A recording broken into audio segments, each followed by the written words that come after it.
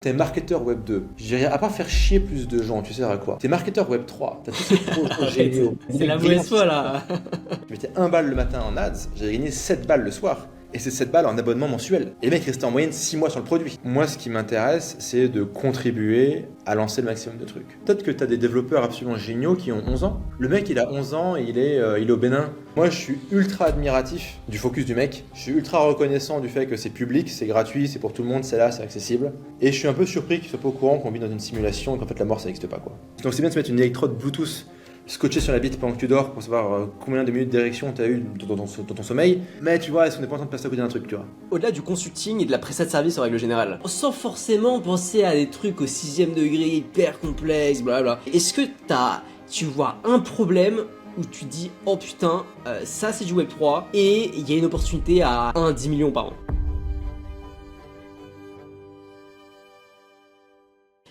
Bonjour Tougan. Bon, du coup, en ce moment, comment tu répartis ton temps entre tous tes projets et quels sont les business en ce moment qui te ramènent vraiment des revenus? Ok, salam alaikum tout le monde. Mon temps est réparti, enfin mon temps est principalement alloué sur du Web 3 aujourd'hui. Donc en gros, j'ai des activités Web 2, Web 3, Web 2, j'ai quelques petits SaaS. Et Web 3, j'ai principalement une activité d'éducation, gratos, contrairement à l'éducation Web 2 que je fais payer, et de consulting. Donc en gros, ce que je vais faire, c'est que je vais prendre du bon sens paysan, truc qui manque beaucoup dans le Web 3, que je vais encapsuler dans du temps, que je consacre à des projets, qui eux me payent en token, avec les perspectives que ça aille soit to the moon, soit à la cave. Donc, bon sens paysan dans du temps, échangé contre des tokens qui peuvent aller to the moon ou à la cave. Et le bon sens paysan devant aider à ce que ça aille plus vers en haut que vers en bas, quoi. Je pense qu'on parlera bien du Web3 d'ici quelques minutes. Est-ce que tu peux juste nous faire un tour d'horizon de tous les business sur lesquels tu es en ce moment? Enfin, du moins les business qui ont été officialisés publiquement. Voilà. Ok, alors les business officiels, j'ai Frog.tech qui est une techno de funnel, classique Web 2, du création de tunnel de vente. J'ai Tougan.ai qui est une petite techno qui est basée sur OpenAI pour faire du copywriting, du ghostwriting et des choses comme ça.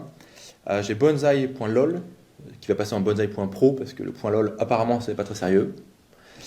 Qui est une plateforme de newsletter et une plateforme qui permet aux créateurs de contenu d'intensifier leur relation avec leur audience et de la monétiser. Et et après, j'ai des business de formation que j'ai depuis 2019 qui sont pas vraiment ma source principale de revenus aujourd'hui, mais qui sont géniaux pour sourcer du talent, pour trouver des gens intéressants, intelligents, jeunes et motivés que je vais trouver auprès de mes clients. Donc ça, c'est mes activités Web 2 et Web 3. J'ai mon bouquin, placement de produits. Ça coûte 3 balles sur Amazon en Kindle et 20, je crois, ou 25 en papier, donc c'est pas vraiment... Voilà. Et le bouquin sert un peu de pied dans la porte pour après faire du consulting. Voilà. C'est un peu l'éventail. Et donc aujourd'hui, si ta cash cow, si le cash flow principal ne vient pas de la vente de formation, est-ce que, il vient d'où? Il vient des SaaS ou il vient alors de tes business au sein du Web3? En fait, SaaS, ok. le Web 3, en fait, c'est pas tellement un business, c'est plus des événements. Tu vois, Ok. donc c'est en mode, tu bosses avec des mecs, t'es payé en token, un jour tu te réveilles, ça vaut 1 million. Ou un jour tu travailles et ça vaut toujours rien. Donc t'es plus sur des événements. Alors, en fait, derrière l'événement, il y a quand même des process, il y a du networking, il y a du réseau, etc. Il y a des années de compétences. Mais on va être plus sur des événements. Là où, si on raisonne vraiment en termes de flux, c'est un truc qui est prévisible, répétable, machin. Là, ce sera les softwares, ouais, les SaaS. Frogtech, Tougan.ai, Bonsai. Ok, j'ai plein de questions, donc Alex, tu peux, hésite pas à m'interrompre Ouais, si ça moi doit. j'en ai une. Ok. Moi j'en ai une que je trouve hyper intéressante et qui ne touche pas directement le business ou le Web 3, mais tu as parlé de bon sens paysan. Moi, Ouais. comme je t'avais dit, je viens du monde de la startup, on va dire traditionnelle, levée VC, machin. Et c'est un truc aussi que je remarque, c'est le bon sens paysan est un truc qui a manqué pendant des années. Et en ce moment, dans une période un peu plus de crise, un peu plus complexe depuis la remontée des taux et tout ce genre de trucs, bah, le bon sens paysan, c'est ce qui paye finalement. Je veux bien que tu discutes un peu plus là-dessus, entre guillemets. Comment t'en es arrivé à te rendre compte que bah, t'as plein de business qui sont montés, qui lèvent parfois des millions, qui se lancent, qui ont l'air hyper successful, et en fait, on fait pas ce qu'il faut au quotidien. Enfin, tu vois le truc? En fait, le problème de l'argent gratuit, que ce soit de l'argent de la banque centrale ou l'argent de tes parents, quoi, pour pour un certain segment de population dans la startup nation parisienne à la station F, enfin, ou famille, bah, ça fait que quand l'argent il est gratos, t'as pas trop le sens de la réalité. Quand tu dois chasser et te battre pour chaque euro, bah en fait, mécaniquement, tu te dis, ok, comment je peux faire plus d'euros, comment je peux mieux rentabiliser mon lead, comment je peux acquérir mon lead de manière moins chère, comment je peux augmenter ma profitabilité, si je recrute quelqu'un, est-ce que vraiment je le rentabilise, si oui, à quel point. Et donc en fait, la contrainte, très basiquement, en fait, te force à être pragmatique, à être efficace. La contrainte, en fait, la réalité te pousse à être réaliste, tu vois, tout simplement, quoi. Quand tu as du faux argent, donc de la banque centrale qui passe par une banque, un VC, ou de la banque centrale qui passe par l'État et des aides aux entrepreneurs, qui est une connerie complète, ou l'argent de la famille pour ceux qui sont privilégiés, en fait, à aucun moment tu es confronté au réel. Ouais. Donc, tu es hors sol. Et surtout, tu en as qui arrivent à rester hors sol très longtemps, et tout en étant hors sol, bah, d'arriver sur un business qui fonctionne. Même si, en fait, les business qui fonctionnent, c'est juste des Ponzi qui restent en vie, quoi. C'est qu'il y a plus d'argent qui rentre, plus d'argent qui rentre, plus d'argent qui rentre. C'est sur des valorisations en milliards, mais en fait, ça va être toujours pas de profit. Peut-être qu'un jour, ça fera des profits, et on espère de pouvoir dumper sur le retail lors d'une IPO, quoi. Tu vois, donc c'est... Bon. Mais en fait, ouais, il y a tout un segment, en fait, il y a tout un pan de l'économie qui est hors sol, parce que c'est du faux argent, quoi. Grosso modo, quoi. Et ceux qui sont, finalement, dans des, on va dire, des choix un peu moins nobles, donc au gros business online, e-commerce, infoprenariat, affiliation, de formation en ligne qu'on aime ou qu'on n'aime pas, ou les mecs qui bootstrap un produit, un software, des choses comme ça, bah, eux en fait ils sont dans le réel en permanence, quoi, parce que s'ils font pas de profit, ils mangent pas, et la boîte elle crève et c'est fini, quoi. Donc ça développe du bon sens, quoi, et du pragmatisme. Ouais, non mais carrément. Il n'y a pas de On avait concept. on avait une discussion la semaine dernière avec Luc en se disant sur l'infoprenariat, t'as un rapport au réel qui est bien plus présent et qui en fait fait du bien Pragmatisme. ouais, de pragmatisme exactement, Ouais. et qui Alors, est il y hyper a important dans le aussi business. de nombreux inconvénients. Je crois que Luc, t'avais fait, je crois qu'il y a un segment de notre vidéo où tu expliques qu'en fait, c'est un peu une fuite en avant où tu formes des mecs à faire un truc, mais au lieu de faire ce truc, ils vont prendre ce que tu as dit, puis ils vont le réenseigner à d'autres mecs. Et au bout d'un moment, bah, t'en es au 10e cycle, le mec, il a plus aucune idée de quoi il parle. Mais, et donc, ouais, il y a beaucoup de travers aussi, hein. Mais je dirais, je dirais l'opérationnalité au quotidien, c'est quand même davantage dans le réel. Hmm, carrément. Bah en fait alors on sort un peu on sort un peu enfin d'ailleurs on n'avait rien prévu mais juste pour rebondir sur ça en fait à la fois il y a un pragmatisme qui est fort au sein des infopreneurs hein, parce que c'est soit on fait de l'argent soit on fait pas d'argent grosso modo mais il y a aussi de manière paradoxale une déconnexion réelle parce que ce sont des business qui ont été déjà vus et revus. C'est des business qui sont assez simples finalement, la bonne information avec des grosses promesses, gagner de l'argent, soyez en bonne santé et compagnie. Si on n'est pas trop mauvais, on peut sans aucun souci vers 2000, 3000, 4000 euros. Je pense que n'importe qui peut y arriver à partir du moment où on suit juste les bonnes méthodes. Là où finalement les entrepreneurs, si on oublie tous les vrais entrepreneurs qui essayent de résoudre des problématiques de la vie de tous les jours, si on sort du côté perfusion sans arrêt au fond de VC, bah pour le coup, ils se confrontent beaucoup plus au réel du bon bah il y a un problème, personne pour l'instant n'en a quelque chose à faire. Comment est-ce que je fais pour résoudre la chose? Donc moi j'ai fait beaucoup d'e-commerce, j'ai fait un peu de tech, mais là où j'ai fait pas mal d'argent aussi c'est dans l'infoproduit. Et là je commence un peu à retourner ma veste. Alors je pense que c'est un peu ma zone, sans doute ma puberté on va dire entrepreneuriale là-dedans. Mais je commence un peu à retourner ma veste en me disant mais en fait enfin je sais pas, je trouvais que ça manquait un peu de sens, de saveur et au bout d'un moment je me disais mais Moi, qu'est-ce que je brûle quoi, qu'est-ce que je fous, c'est quoi le sens quoi? ouais, je te rejoins, je te rejoins. En fait, de toute manière, enfin, en fait, la vente de formation est une industrie de merde. C'est une industrie de merde, c'est une industrie de raclure, c'est une industrie où la plupart des gens enseignent des choses qu'ils n'ont jamais fait. Ou juste, ils n'ont absolument aucun début de putain d'idée de quoi ils parlent. Et c'est une industrie qui également est en stagnation. En fait, le marché n'est pas en recul, par contre, le nombre de personnes qui veulent participer à ce marché en tant que vendeurs continue de croître. Donc en fait, on va dire que le PIB par tête, quelque part, dans ce marché-là, quoi, il est en décroissance, quoi. Et c'est vrai que, quelque part, tu te dis, bah, ça devient beaucoup plus difficile.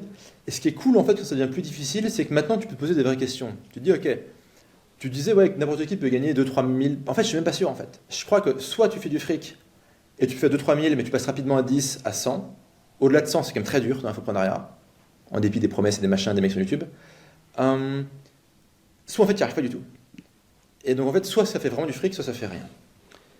Et donc dès lors que tu es sur ce choix-là, et qu'en fait tu vas être condamné à te défoncer, donc tu vas devoir te défoncer ta race pour faire quelque chose. En fait, avant, tu n'avais pas à te défoncer ta race pour faire du fric. Moi, je me souviens, quand je démarrais l'infoprenariat, je mettais 1 balle le matin en ads, j'avais gagné 7 balles le soir. Et c'est 7 balles en abonnement mensuel. Et les mecs restaient en moyenne 6 mois sur le produit. Donc en fait, c'était des ROI complètement baisés, quoi. Donc si tu veux, là, entre résoudre un problème compliqué ou ça, bon, tu vois, tu te dis, bah, les problèmes compliqués, ils seront toujours là demain. Par contre, ça, je sais pas. Tant qu'à faire, je prends ça. Aujourd'hui, c'est pas du tout ça.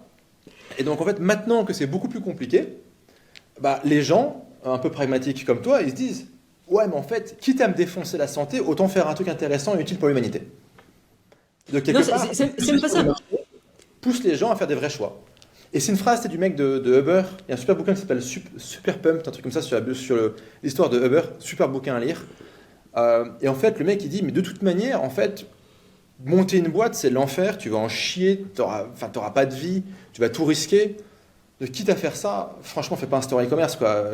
Essaie de faire une billion dollar compagnie, quoi. Tu vois. Il le dit pas comme ça, mais c'est un peu l'idée, quoi. Et donc maintenant que faire un store e-commerce, c'est vraiment devenu très compliqué pour gagner du fric, et que vendre une formation, c'est devenu très compliqué pour gagner du fric, bah, tant qu'à faire, autant régler un problème, quoi.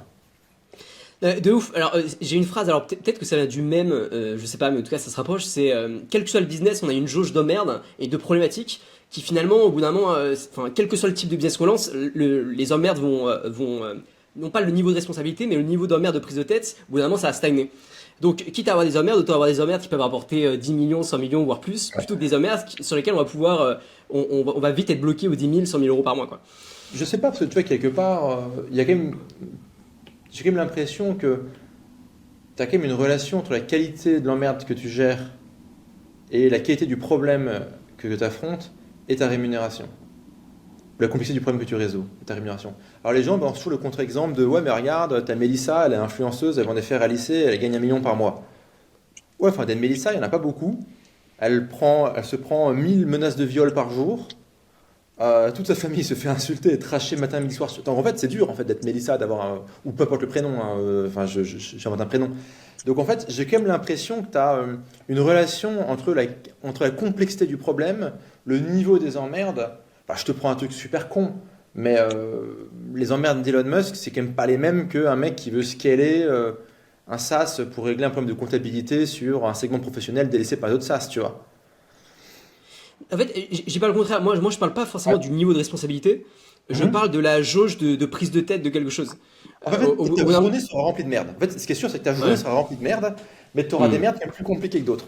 Ça peut ça aider. De toute manière, ta journée, tu te réveilles, tu as une liste de merdes à gérer, et tu kills, et tu kills, et tu kills, et tu kills, et si tu trouves un peu de temps pour faire du créatif et t'épanouir, c'est bien. Et après, le lendemain, tu kills, quoi.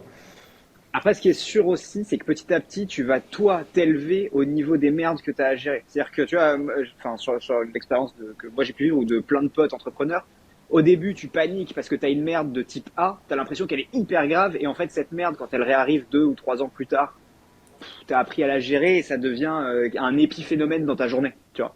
Donc, tu deviens aussi accoutumé à la merde, entre guillemets. Hein. En fait, ça fonctionne, moi j'ai l'impression que ça fonctionne par palier. Quand tu progresses, tu as un peu les marches d'un escalier, et à chaque marche, tu as des emmerdes qui sont spécifiques à ce niveau, à ce palier. Tu as des bénéfices aussi en général, tu vois, c'est peut-être que tu gagnes plus d'argent, tu as accès à plus de choses, plus d'outils, plus de gens, plus de prestige, peu importe, tu vois, donc tu as des bénéfices. Et donc tu as emmerde, bénéfices, et tu développes a priori, où tu finis par trouver les outils pour régler cette merde. Quand tu as réglé cette merde, tu passes au prochain palier. C'est ce qui fait que quand un mec il gagne au loto, que ce soit le loto étatique, donc tu sais, avec la Française des Jeux, quoique c'était privatisé maintenant, ou le loto de la DeFi, quand le mec passe du niveau 0,5 au niveau 400, en fait, il retombe au niveau, peut-être pas 0,5, mais au niveau 2, très rapidement, quoi. Parce qu'il a développé aucun outil, mais maintenant, en fait, il se tape l'emmerde à niveau 400, en fait. Sauf que son quotidien, c'était de gérer l'emmerde niveau 0,5. Et quand ton niveau d'outil, c'est pour intellectuel, Lego, cognitif, financier, ce que tu veux, networking, sont au niveau 0.5 et que tu as le niveau 400 qui arrive, en fait, tu es terrassé. Et ça peut être gérer sa thune, ça peut être gérer de la fiscalité, ça peut être toute la complexité de la vie, des affaires. Et là, boum, tu es terrassé, quoi. Donc en fait, parce que tu fais les paliers, quand tu as l'emmerde du palier 2 qui arrive et que toi, tu es au palier 35, tu dis, ok, c'est mignon, that's cute, ok, bon, est-ce que je le délègue ou je prends 2 minutes pour écraser ce truc-là, tu vois. Et c'est pour ça que tu es au niveau 35 dans le jeu. Mais oui, du coup, je te rejoins. Bon, si on revient à tes activités, est-ce que c'est pas too much? Est-ce que finalement c'est pas du tout 4L? Alors pour bon, Alex, je sais pas si tu vois ce que c'est 4L, mais en gros c'est un principe. Je sais pas si ça vient de toi d'ailleurs, Tougan ou pas. Je sais pas si tu l'as vu ailleurs ou pas. Mais en gros c'est peut-être explique-le si tu veux à ma place. C'est un peu une synthèse que j'ai pondue, que d'autres gens ont dû pondre sous un format ou une appellation différente avant. Il n'y a rien de très brillant. C'est low tech, low human, low cost, low complexity. Donc peu de techno, peu d'humain, peu de coût, peu de complexité. Alors, en fait, oui, non. Est-ce que mes business sont tous 4L? Non. Par contre, mon existence, elle l'est. Parce que dans chacun de ces business, en fait, je suis consultant. Je suis consultant, actionnaire, investisseur, et je contribue à la distribution du truc, quoi, du produit. Donc, en fait, moi, je fais toujours la même chose, quasiment. Sur des produits différents, sur mais sinon, je fais quasiment toujours la même chose, quoi. Donc, mon existence, c'est 4L.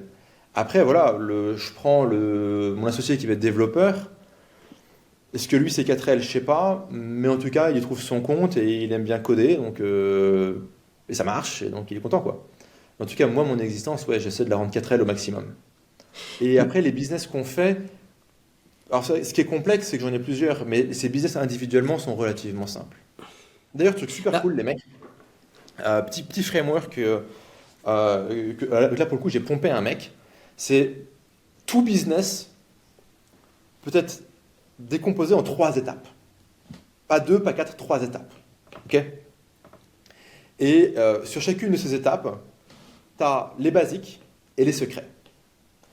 Tu vois, je prends par exemple, nous typiquement, un mec qui utilise Bonsai, c'est divisé en 3 étapes. La première étape, c'est qu'il doit créer de l'attention. Donc il est un créateur, il est un créateur de contenu, il est un infopreneur, il est un mec qui enseigne, je m'en fous. Okay. Donc il doit créer de l'attention. Ok, étape numéro 1, c'est créer de l'attention. Donc c'est des followers, des vues ou des impressions publicitaires ou des impressions organiques. Ok, attention. Après, il va y avoir la relation. Donc maintenant, il faut créer une relation, avoir un opt-in, envoyer des emails, que le mec il re-regarde des trucs, qu'il reconsomme, peut-être qu'il se connecte sur les différentes plateformes, etc. Donc de la relation. Après, tu auras de la monétisation. Et fondamentalement, il y a 3 étapes. Augmenter l'attention, augmenter la relation, augmenter la monétisation. Et sur chacune de ces étapes, tu as les classiques et les secrets. Ou les classiques ou les basiques. Les basiques, tu vois, sur l'attention, c'est est-ce que j'ai publié tous les jours, est-ce que j'ai tweeté tous les jours, ok. Sur la relation, c'est est-ce que j'ai envoyé une newsletter cette semaine. Et sur la monétisation, les basiques, ça va être ok, est-ce que mon checkout il est pété, est-ce que Stripe il fonctionne, est-ce que j'ai au moins fait un call to action cette semaine, par exemple. C'est les basiques. Et sous les basiques, tu as les secrets. C'est des trucs un peu plus tordus, c'est les hacks et les machins, des trucs un peu exotiques. Et en fait, quand ton business il plafonne, tu te dis, ok, très rapidement, les basics, est-ce qu'ils tournent? Donc tu checkes rapidement tous les basics, c'est KPI, ok, le Stripe il n'a pas pété, on envoie bien les mails, la délivrabilité n'a pas changé, ok, le taux de clic il n'a pas changé, ok, très bien, ok, donc tu checkes les basics. S'il n'y a pas de couilles sur les basics, en général il y a une couille sur les basics, parce qu'il y a un truc qui a foiré, où les gens ont oublié de faire quelque chose, ou il y a un membre de l'équipe qui fait une connerie. Donc bon, mais bon, ok, donc si les basics ont fait une connerie, tu corriges les basics. Si les basics ils tournent, tu dis, ok, il faut chercher mon surcroît de croissance, il faut chercher mon 10-20% de croissance hebdo. Comment je fais? Je vais dans les secrets. Donc, est-ce qu'il n'y a pas une astuce, un machin, un truc comme ça? Et ce qui est cool dans ce framework-là, c'est du coup quand tu vas chercher des informations sur Internet, quand tu vas lire, je sais pas, des case studies, des machins, des bouquins, etc., bah, tu le fais de manière intentionnelle pour remplir tes basiques ou tes secrets. Et du coup, en fait, tu lis un truc, tu fais « Oh putain, ça c'est malin, ok, je le mets en basique ou en secret. » Et il est en stock. Il est en stock, tu vois, quelque part. Et la semaine où je me dis « Putain, là, cette semaine, on est mercredi, on est en dessous les chiffres de la semaine dernière. En poussant un peu, peut-être qu'on fera les mêmes chiffres que la semaine dernière. Pas bon. Je vais être en croissance. Tout ce qui ne croit pas meurt. Ok. Désolé pour les mecs qui sont pour la décroissance et l'écologie et fermer les mines de charbon. Et bah, du coup, bon, les basiques, il y a un truc qui merde. Non. Ok, il faut un secret. Un ou plusieurs. Alors peut-être que cette semaine on va jouer sur la relation, peut-être qu'on va jouer sur la monétisation, peut-être qu'on va jouer sur l'attention, peu importe, tu vois. Et tu prends LVMH, c'est trop bien. LVMH, c'est quoi le business en fait? LVMH, c'est identifier des targets, parce que c'est un conglomérat financier. On te vend le truc, ouais, c'est créatif, machin, etc. Non, c'est un conglomérat financier. Bernard Arnault est un financier. Et c'est pas une critique. Il n'y a pas de mal d'être un financier, c'est très bien d'être un financier. Donc, on identifie des targets. Petit 1. Petit 2, on prend le contrôle de la target, amicalement ou pas. Donc, identifier, c'est un travail, machin, etc. Et petit 3, on va insérer la target, finalement, on va dire. J'invente en live, donc j'ai pas pensé. Donc, ok. 1, on identifie les targets. 2, prise de contrôle. C'est un métier, se prendre des contrôles, machin. Tu vois, ils ont racheté Tiffany. Après, il y a le Covid qui démarre. Et les mecs ont attaqué en justice Tiffany pour essayer d'annuler la vente, pour essayer de gratter 1 milliard ou 2, quoi. Sur une vente, je crois, à 10 ou 20 milliards, tu vois. Et c'est le job, quoi. C'est vraiment important, quoi. Enfin, le processus de prise de contrôle, c'est du taf. Ils ont quand même essayé de prendre le contrôle en douce d'Hermès. C'est du taf. C'était très compliqué, très sophistiqué. Il a fallu corrompre la famille, machin et tout, quoi. Okay.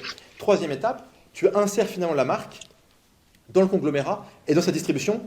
Et là, du coup, tu vois, tu prends Rimowa. Ok, ils ont racheté Rimowa il y a quelques années. Vous savez, c'est des valises en aluminium très chic, très jolies. Elles se font toutes voler à Charles de Gaulle. Je tiens à préciser que l'aéroport n'a toujours pas retrouvé ma valise. Ça, c'est pour toi, Romanet, PDG de Aéroport de France, machin. T'as toujours pas retrouvé ma valise, ok. Si jamais tu me regardes. Je me souviens du post Twitter. Va chercher ma valise, mon Romanet, parce que ça commence vraiment à me fatiguer là. Bref, donc Rimowa, magnifique, très beau produit. Ils rachètent ça à des Allemands. Première acquisition Bosch, enfin allemande quoi. En fait, bon bref, on s'en fout. Ok. Rimowa, tu fais quoi? Boum. Dans toutes les putains d'avenues du monde, enfin les avenues chics, vous voyez, la 5e avenue, avenue Montaigne, toutes ces conneries-là, tu mets une boutique Rimowa. Alors, il n'y en a pas sur avenue Montaigne, mais sur toutes les autres avenues chics, il y a une boutique Rimowa. Donc tu achètes Rimowa, boum, tu le dispatches partout. Ok, maintenant Rimowa va faire des partenariats avec toutes les autres marques du groupe. Rimowa Fendi, Rimowa Dior, Rimowa machin, et tu fais du cross, enfin, pas du cross-posting, du cross-promo quoi, entre les marques et leurs réseaux sociaux, et tu monétises. Pareil, la marque, tu déclines les produits. Rimowa, ils faisaient des valises. Ok, maintenant ils font des sacs à main, des parfums, des huiles de soleil, des boîtes de champagne, des étuis de cigares. De chaque marque qui récupère, ils vont décliner toute une gamme de produits pour monétiser. Toujours la même chose. C'est toujours le même modèle. Ok. Finalement, c'est un business en 3 étapes. Et à chaque fois, il y a les basiques et probablement des secrets. Les secrets, c'est est-ce qu'on peut corrompre un mec? Est-ce qu'en fait, il n'y a pas une usine de Bangladesh qui peut quand même produire de l'aluminium moins cher? Je ne sais pas. Et en fait, tout business doit être ramené à 3 étapes. Et quand tu as ramené tout business à 3 étapes, putain, la vie, elle devient simple. Parce que maintenant, tes équipes, elles comprennent. Maintenant, tes équipes, tu vois, elles ont les basiques, elles peuvent checker les basiques. Elles ont les secrets, elles peuvent checker les secrets, avec ou sans toi. Chaque étape a 1 à 3 KPI max. Donc, tu n'as pas genre 50 putains de chiffres. Et après, au global, ton business, il va avoir 1 à 3 KPI global, qui est grosso modo chiffre d'affaires, profit, enfin, des trucs comme ça, quoi. Tu vois, global.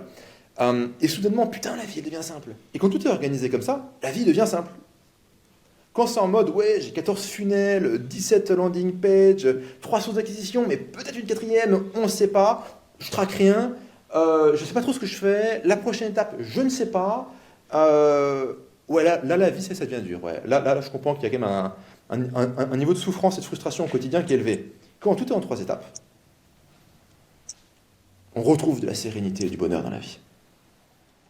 Mais est-ce que finalement, tu ne dilues pas ta capacité mentale, ton génie, ton talent sur 36 projets différents? Est-ce que un Tougan qui est focus Web3 1000% ou enfin sur un projet Web3 1000% ou sur un Bonsai et compagnie, finalement ce serait pas le niveau de sérénité de 4L absolu où tu dis ok, je vire tout le reste, sauf peut-être la création de contenu pour chier la chose, et ce truc je l'amène au milliard, et puis tout le reste, bam, j'écoute pas, adios quoi. Et à la limite, faire des investissements à droite à gauche, mais ne pas décharger la charge mentale ailleurs. Possible, t'as raison. Non mais je suis tout à fait d'accord avec toi. Là j'essaie justement de tout killer pour faire que du Web3. Killer au sens délégué, machin, max une réunion hebdo, voire une réunion mensuelle, et focus sur Web3, parce qu'en termes de mission, c'est là que ça résonne le plus pour moi.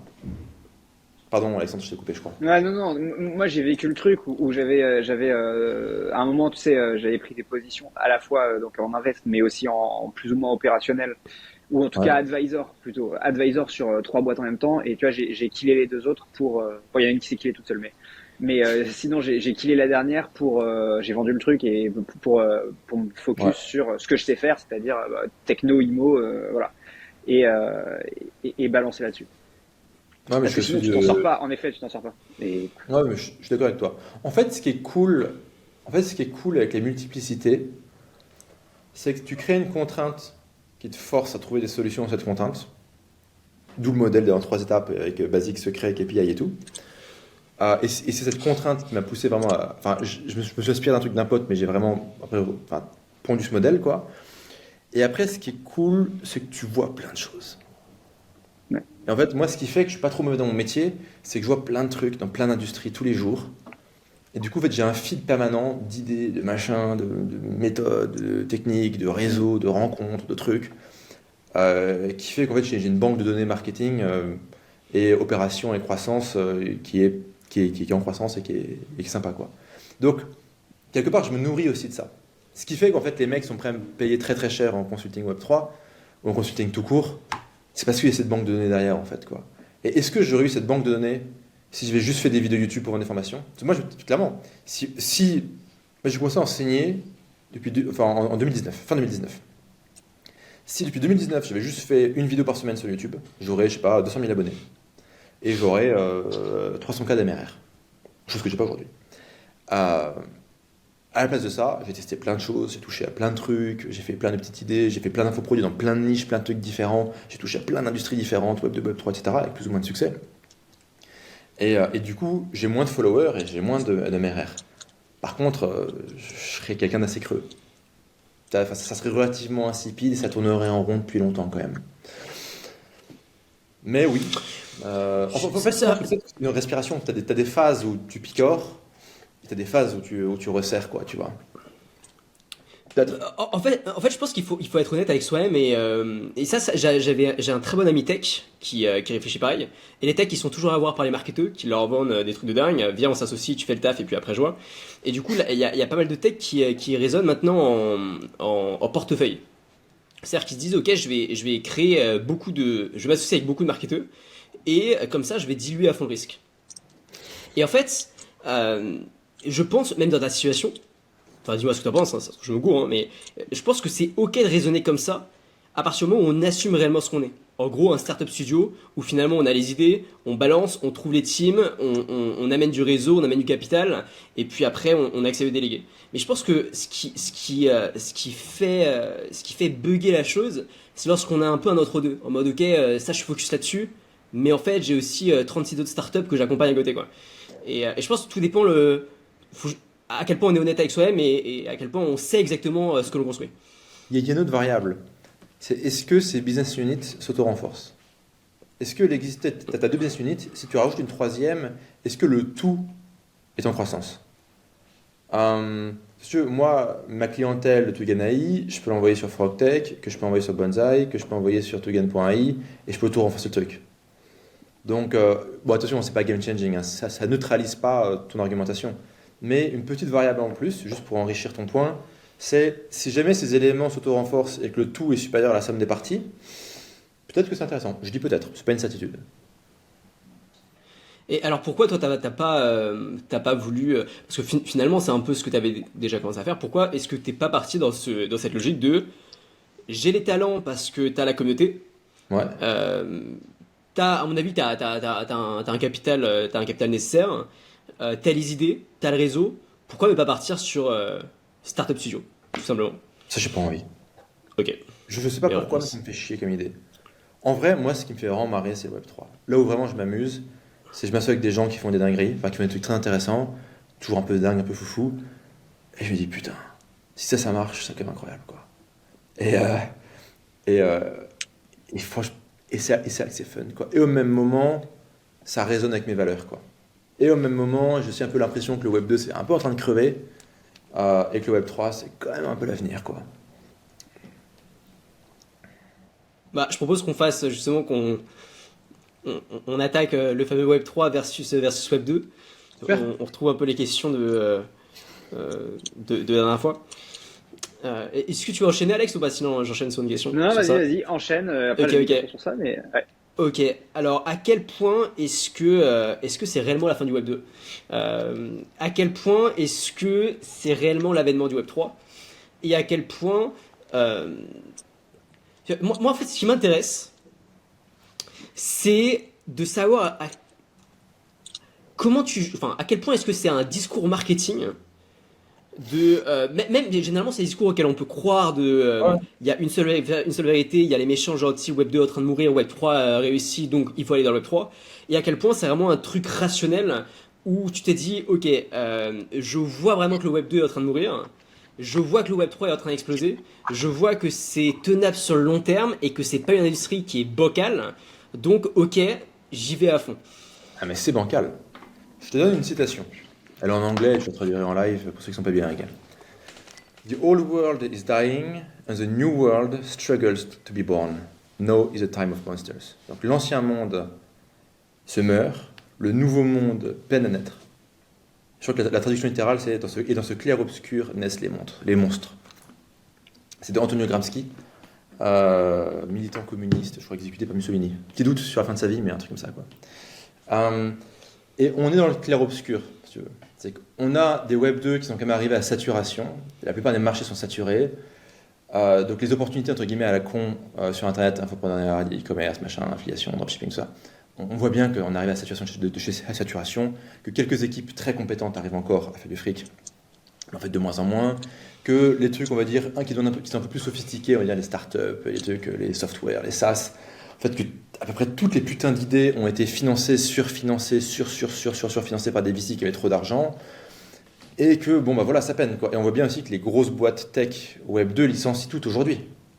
Bah, ça peut être conjoncturel, c'est pas forcément structurel. C'est important de comprendre la différence entre les deux. Et en même temps, on voit qu'il y a une industrie qui est naissante, qui est extrêmement bordélique, mais dont les fonctionnalités, finalement, semblent répondre à la plupart des problèmes, des gros problèmes de notre époque. Si je peux en lister quelques-uns. Bon, on commence par l'argent. L'argent est imprimé en quantité illimitée par les gouvernements. Je dirais tôt ou tard, ça risque de poser problème. Je ne suis pas en train de dire que l'euro, le dollar, ça disparaît demain et que Bruno Le Maire est un abruti. Okay, il y a beaucoup souvent des discours sur Internet, c'est un peu plus complexe. Mais je dirais, les niveaux d'impression monétaire ne sont pas tenables. Ok, bah, la crypto, avec une rareté infalsifiable et inchangeable, est un élément de réponse. Après, on va voir par exemple l'IA et tout ce qui va être les deepfakes, les usurpations, toutes les conneries. Bah, il y a bien une manière de prouver que quelque chose est vrai, que toi, et que ton contenu est toi, et que ton visage est toi, c'est de le signer sur la blockchain qui est infalsifiable et inviolable. Tu pourrais rajouter le fait que par exemple aujourd'hui, plus personne n'a confiance dans la démocratie. Quelle que soit l'élection, quel que soit le pays, tout le monde part du principe que l'élection est volée. Que ce soit en France, aux États-Unis ou dans des pays où c'est volé en temps normal, dans le monde en développement, quoi. Tu votes via la blockchain, c'est infalsifiable. La propriété privée a été finalement ce qui a fait que l'Occident est prospère depuis 200 ans. C'est pas tant qu'on exploite le reste du monde, même si on est plutôt bon pour ça, c'est plus parce qu'on a la propriété privée.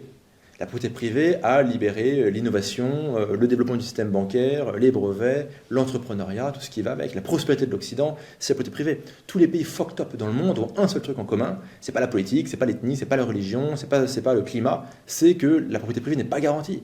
Et ben, la propriété privée a été garantie en Occident, elle ne l'est plus. Un punk à chien vient chez toi pour faire une rave party plus de 48 heures, ta belle maison dans le Var est à lui pour les 2 prochaines années. Voire à vie, en fait. Voire, en fait, il n'y a plus de maison, si tu veux.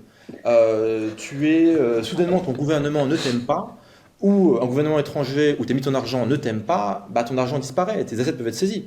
Tous les assets des riches russes, on les appelle les oligarques, parce que ça fait bien de dire oligarques chez nous et entrepreneurs, enfin oligarques chez eux et entrepreneurs chez nous, très bien. Donc on va dire leurs biens ont été saisis dans des conditions, on va dire, quand même vachement light au regard du droit de propriété privée. Voilà. Qu'est-ce qui règle l'action de propriété privée pour ceux qui n'en ont pas ou pour ceux qui sont en train de la perdre? La blockchain. Donc tu vois, t'as quand même, et on pourrait lister pas mal d'éléments comme ça où tu as des éléments de réponse à des grands problèmes. Attention, des éléments de réponse, ça ne veut pas forcément dire qu'il y a un marché, et ça ne veut pas forcément dire qu'on a trouvé la solution, et que cette solution, elle est shippable, distribuable, qu'elle est compliant avec les lois en vigueur, et qu'elle intéresse réellement les utilisateurs, quoi. Donc on n'en est pas encore là, tu vois. Mais sur les grands problèmes, il y a quand même des pistes de solutions du côté du Web3, du côté de la crypto, du côté de la blockchain. Donc d'un côté, on a une forme de saturation et de ralentissement, voire de décroissance. Encore une fois, est-ce que c'est conjoncturel avec la remontée des taux, ou est-ce que c'est structurel, où grosso modo, c'est mort et on atteint un plateau, on va stagner encore un temps, puis après ça va baisser. Conjoncturel, structurel, je ne prétends pas avoir la réponse. Mais en tout cas, de l'autre côté, il y a des réponses à un certain nombre de problèmes, quoi. Ou des éléments de réponse. L'autre jour, j'écoutais un truc qui disait le problème le fondement du capitalisme, c'est pas l'argent, c'est la confiance. Et dans ce que tu dis là, ce que je retrouve, c'est que la blockchain pourrait être cette étape suivante parce qu'elle règle le problème de confiance. Confiance qu'on est en train de perdre. Enfin, je veux dire, tout aujourd'hui, que ce soit en l'État, en les entreprises, en la cohésion nationale, ce que tu veux, on perd cette confiance. Ouais, les gens ont confiance en rien, les gens ne croient en rien, et pour de bonnes raisons, parce que tout est bullshité. Tout est bullshité, tout est faux, tout est pipé, tout est manipulé. Si toute la data, c'est un truc con, mais voilà, on est en 2024, il y a encore des controverses sur le Covid. Est-ce que vraiment machin, est-ce que les solutions vraiment machin? Ok, si toute la data était mise on-chain, tu peux pas juste, tu peux pas juste genre corriger le tableau Excel et dire mais non, regardez, pas du tout, tu vois, ou dire non, on n'a jamais dit ça, non, mais tu vois, et ça serait réglé, c'est la data, elle est on-chain, ok, à tel moment il y avait telle data, ça a été vérifié par telle et telle personne, ok, les personnes en question qui ont vérifié le truc, elles ont signé sur la blockchain, ok, est-ce que ces personnes qui ont signé sur la blockchain pour attester de ces data, elles ont signé autre chose, ok, est-ce qu'elles ont un track record de signer que des conneries? Oui, non, je sais pas. En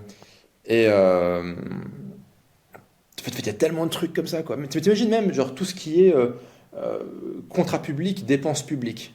Alors, il y a la Cour des comptes qui fait un rapport une fois par an sur comment l'argent il est utilisé. Le rapport, il est imbitable. Est-ce qu'on met en open source toute la data, les facturations, les machins, les tableaux Excel, des dépenses de l'État? Non, quoi. T'as zéro confiance. Alors, si tu foutais tout ça sur la blockchain, avec un degré d'anonymat, c'est que tu n'es pas obligé de dévoiler. Tu vois, par exemple, un fournisseur de services à l'État, il peut avoir juste une adresse sur la blockchain, donc tu ne sais pas forcément qui est ce mec. Par contre, c'est lui qui récupère tous les contrats dans une commune donnée. Bon, tu vois, peut-être qu'il y a un conflit d'intérêts. Peut-être, ou pas. Mais en tout cas, tu vois des choses, quoi. Ouais. Et ouais. La blockchain va créer d'autres problèmes, mais en tout cas, elle peut en régler un certain nombre, quoi. Mais par contre, pour le moment, tu vois, il n'y a pas vraiment d'usage. Enfin, honnêtement, la blockchain aujourd'hui, c'est un casino. C'est NFT, shitcoin, memecoin, et quand je dis shitcoin, memecoin, c'est pas du tout négatif, hein, c'est une expérience socio-financière, quoi. Mais c'est vrai que les usages sont très limités. Finalement, le seul truc qui marche aujourd'hui dans la crypto, et c'est un peu triste, c'est d'envoyer du stablecoin USDT sur la blockchain Tron pour le monde en développement, quoi. Et en fait, c'est à peu près le seul produit qui marche, quoi. Ce qui est triste, c'est que le seul produit qui marche sur la blockchain, c'est du dollar sur la blockchain, quoi. Tout ça pour ça, quoi. Mais bon, c'est comme ça. Et toi, c'est quoi ta... Dans The Next Big Shit, on aime bien essayer de trouver des idées de business à lancer. The Next Big Shit, justement. Toi, à mon avis, tu dois passer 80% de ta journée dans le Web3. Tu accompagnes des projets, tu as plusieurs projets au sein du Web3. Si demain, t'avais plus aucune mission, ok, et que tu voulais lancer quelque chose, est-ce qu'il y a un projet qui te ferait vraiment, un ou trois d'ailleurs, qui fait une idée comme ça, qui serait réellement utile et sur lequel tu devrais bosser, je sais pas, 5-10 ans dessus. Une idée de business Web3, voilà.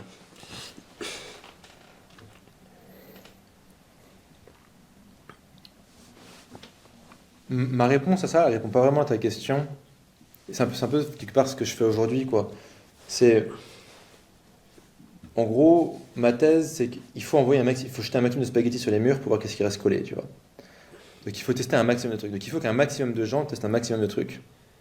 Et qui foirera dans 85% des cas. Donc en fait, il faut maximiser le nombre de trucs lancés pour qu'il y ait des trucs qui restent et qui collent au mur. Enfin, Et donc, moi, ce qui m'intéresse, c'est de contribuer à lancer le maximum de trucs. Soit en étant advisor, soit juste en faisant de l'éducation avec le bouquin. On a aussi on a une première formation qui apprend aux gens à être des mini-leaders d'opinion dans des mini-niches crypto. Ça permet d'avoir un pied dans la crypto et de travailler là-dedans, qui est gratuite la formation. On a une deuxième formation, on va vraiment apprendre aux gens à lancer un projet de A à Z. Et l'idée, c'est si on peut aider 1000 personnes à lancer des projets, il y a quelques-uns qui restent et qui durent et qui sont utiles, c'est, je dirais, ma contribution à l'évitement du communisme global piloté par IA, quoi. Donc en fait, après, l'opportunité business d'un point de vue plus terre à terre, pour les gens qui nous écoutent, moi je pense qu'il y a un boulevard d'opportunités qui est d'être un marketeur pragmatique, avec de la bonne volonté, des bonnes intentions, qui va aider des projets. Vous imaginez pas le nombre de teams qui font des trucs, mais putain, mais mindfuck d'un point de vue technique, c'est brillantissime. Les mecs ont codé pendant 2 ans, ils ont 112 followers sur Twitter, ils viennent de shipper leurs produits et ils sont en mode je fais quoi maintenant quoi. Et en fait, il se passe rien. Et ce produit ne trouvera jamais ses utilisateurs. Et peut-être que ce produit était un truc qui aurait pu devenir une billion dollar compagnie, peut-être que ce produit aurait pu régler des problèmes ou assouvir des besoins ou des désirs pour des millions de personnes. Et il ne sera jamais arrivé à son marché, quoi. Parce que les mecs sont très bons techniquement, mais après il faut du bon sens paysan, il faut être un peu malin, il faut être un peu filou, il faut être un peu rusé, il faut savoir distribuer le truc, il faut savoir tisser du réseau, il faut savoir promouvoir le truc. C'est pas forcément très compliqué. On enseigne tout dans Token Titan, je suis en placement de produit. Et juste, tu vois, être le gars qui vient et qui aide, en fait, on peut devenir limite associé du truc en rien de temps. C'est pas mal, quoi. Enfin, pour des gens, en tout cas comme moi, qui sont pas forcément très sophistiqués d'un point de vue technique, je trouve que l'opportunité, elle est insane. En Mais fait, on peut être... Regarde, t'es marketeur web 2. Je dirais, à part faire chier plus de gens, tu sers à quoi? Bon. T'es marketeur web 3. T'as tous ces projets arrête. géniaux. T'as tous ces projets géniaux. Ils trouvent pas leur marché. Avec des C'est la mecs mauvaise foi brillantissimes. là. Avec des mecs brillantissimes.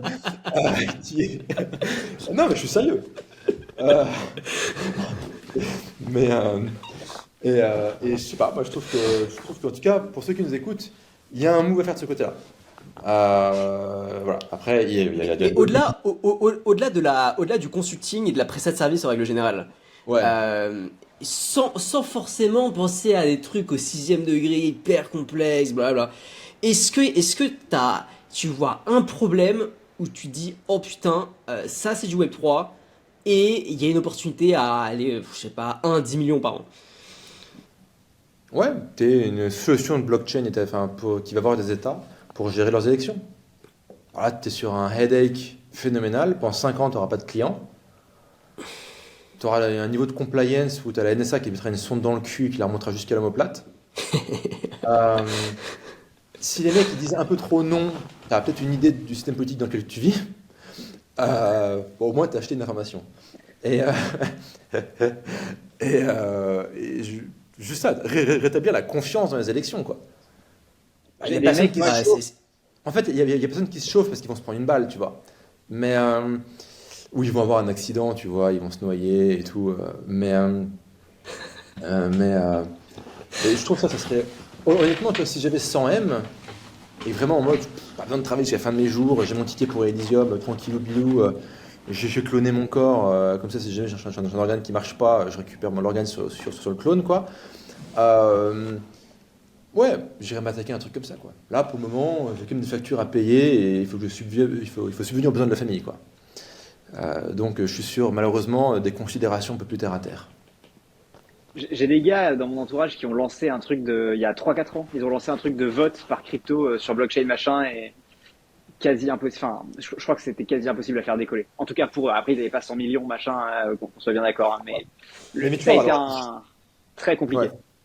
Je te donne un exemple. Tu vois, nous, Bonsai, on est une plateforme pour les créateurs. Donc, on a des Ouais. milliers de créateurs qui ont une shit tonne d'utilisateurs. En fait, tu pourrais imaginer un système où, toi, plus tu vas acheter auprès du créateur, plus tu vas peut-être retweeter, contribuer, etc. au créateur. Faut voir ce qu'on peut faire remonter comme information avec les API. Plus tu vas gagner de points. Ok.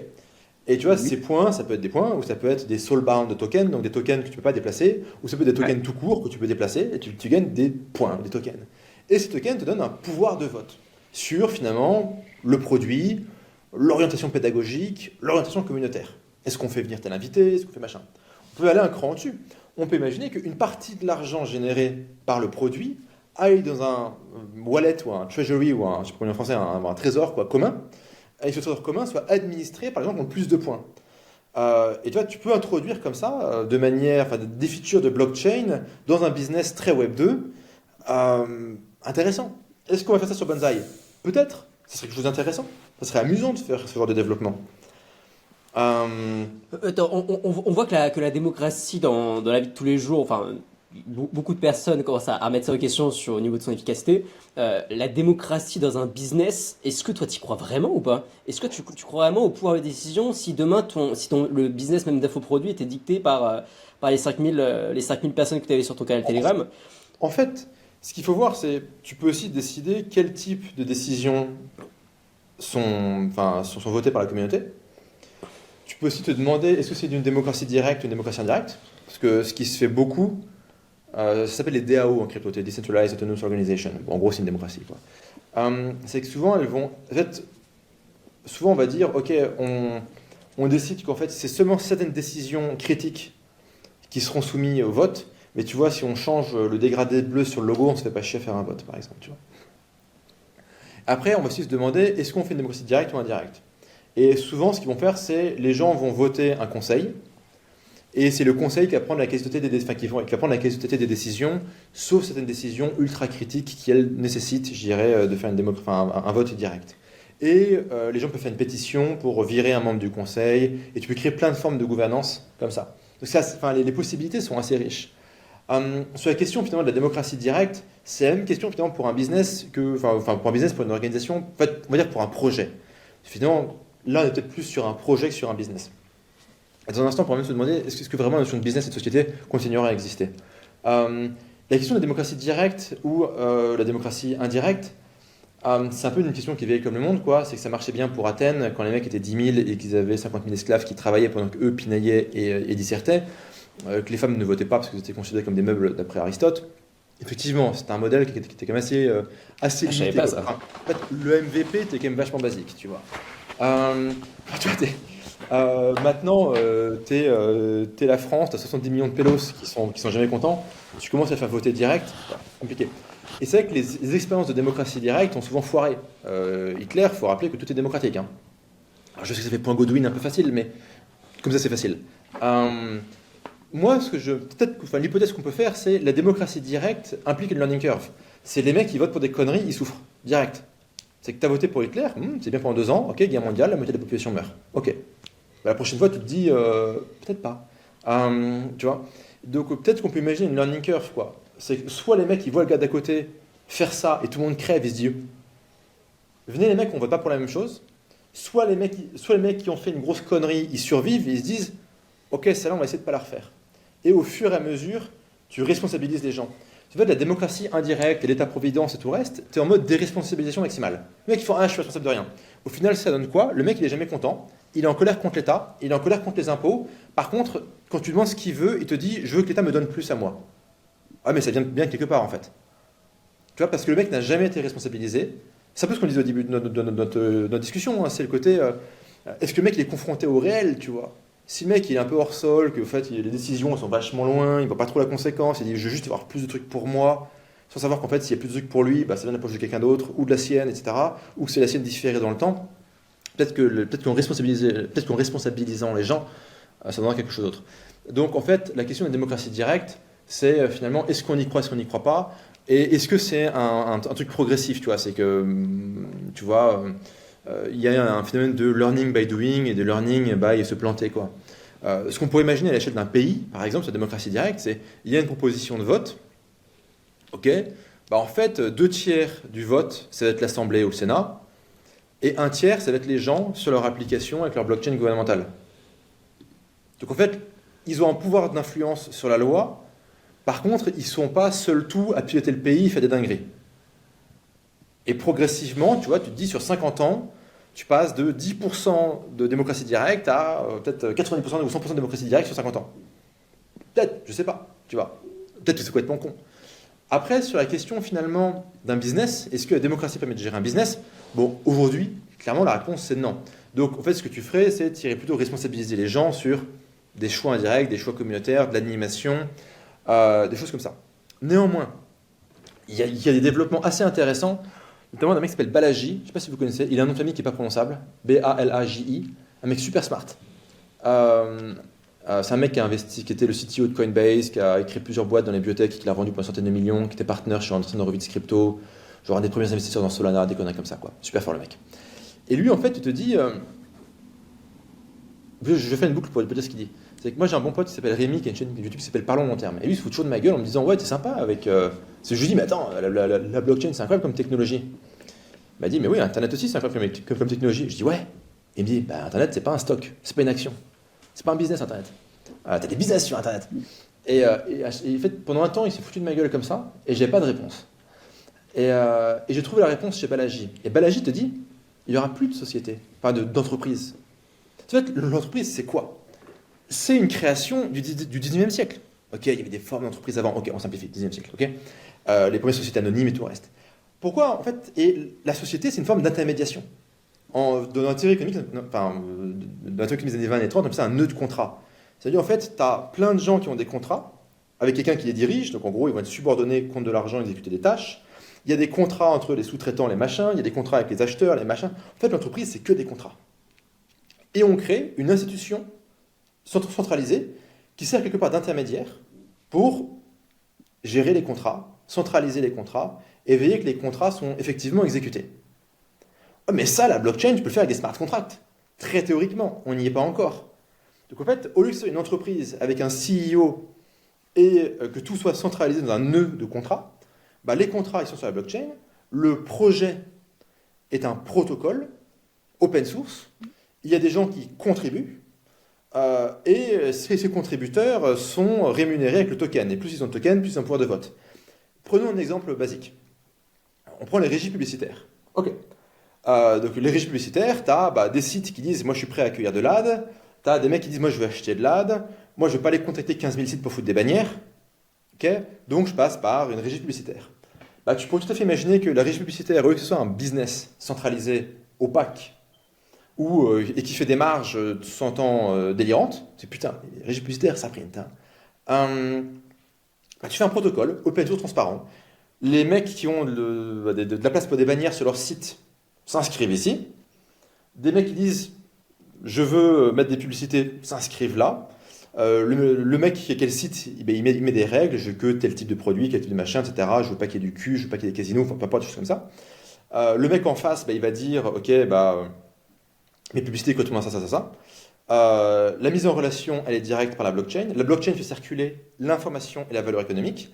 Et le mec qui a développé ce protocole, ou les gens, la communauté de développeurs ou de builders qui a contribué à développer, populariser, promouvoir ce protocole, eux ont des tokens. Et par exemple, tous les profits, donc le protocole prend peut-être, 3% de frais, par exemple, standard, ok.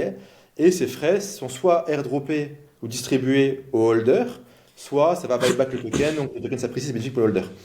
Il y a des dimensions de législation financière qui font que ce serait possible ou pas possible dans certains pays. Et tu vois, en fait, il n'y a pas de société, il y a un protocole ouvert sur lequel des gens contribuent. Et si moi je dis, voilà, moi je suis un marketeur, par exemple, je vais aller voir la DAO et dire, écoutez, moi je pense pouvoir vous aider, je vais te payer en token, et si j'arrive à atteindre tel et tel objectif, eh bien, je veux que vous me filiez des tokens. Et j'ai besoin que vous me filiez 5000 balles maintenant pour faire plusieurs tests.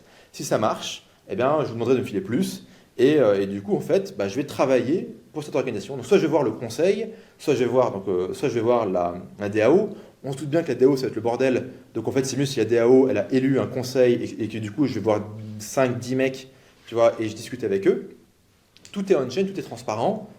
Et si je ne sers à rien, au bout ils disent non, on t'a filé 5K, ça ne servit à rien, casse-toi, on ne paye pas des gages, tu vois. Ou on te paye juste ce travail-là, on avait prévu de filer 500 balles en token, tu as 500 balles en token, et on s'arrête là. Et du coup, il n'y a même plus d'incorporation, il n'y a même plus d'entité juridique. Et donc la notion même d'entreprise et donc de business, elle a disparu au profit de protocole. Mais là, du coup, on est...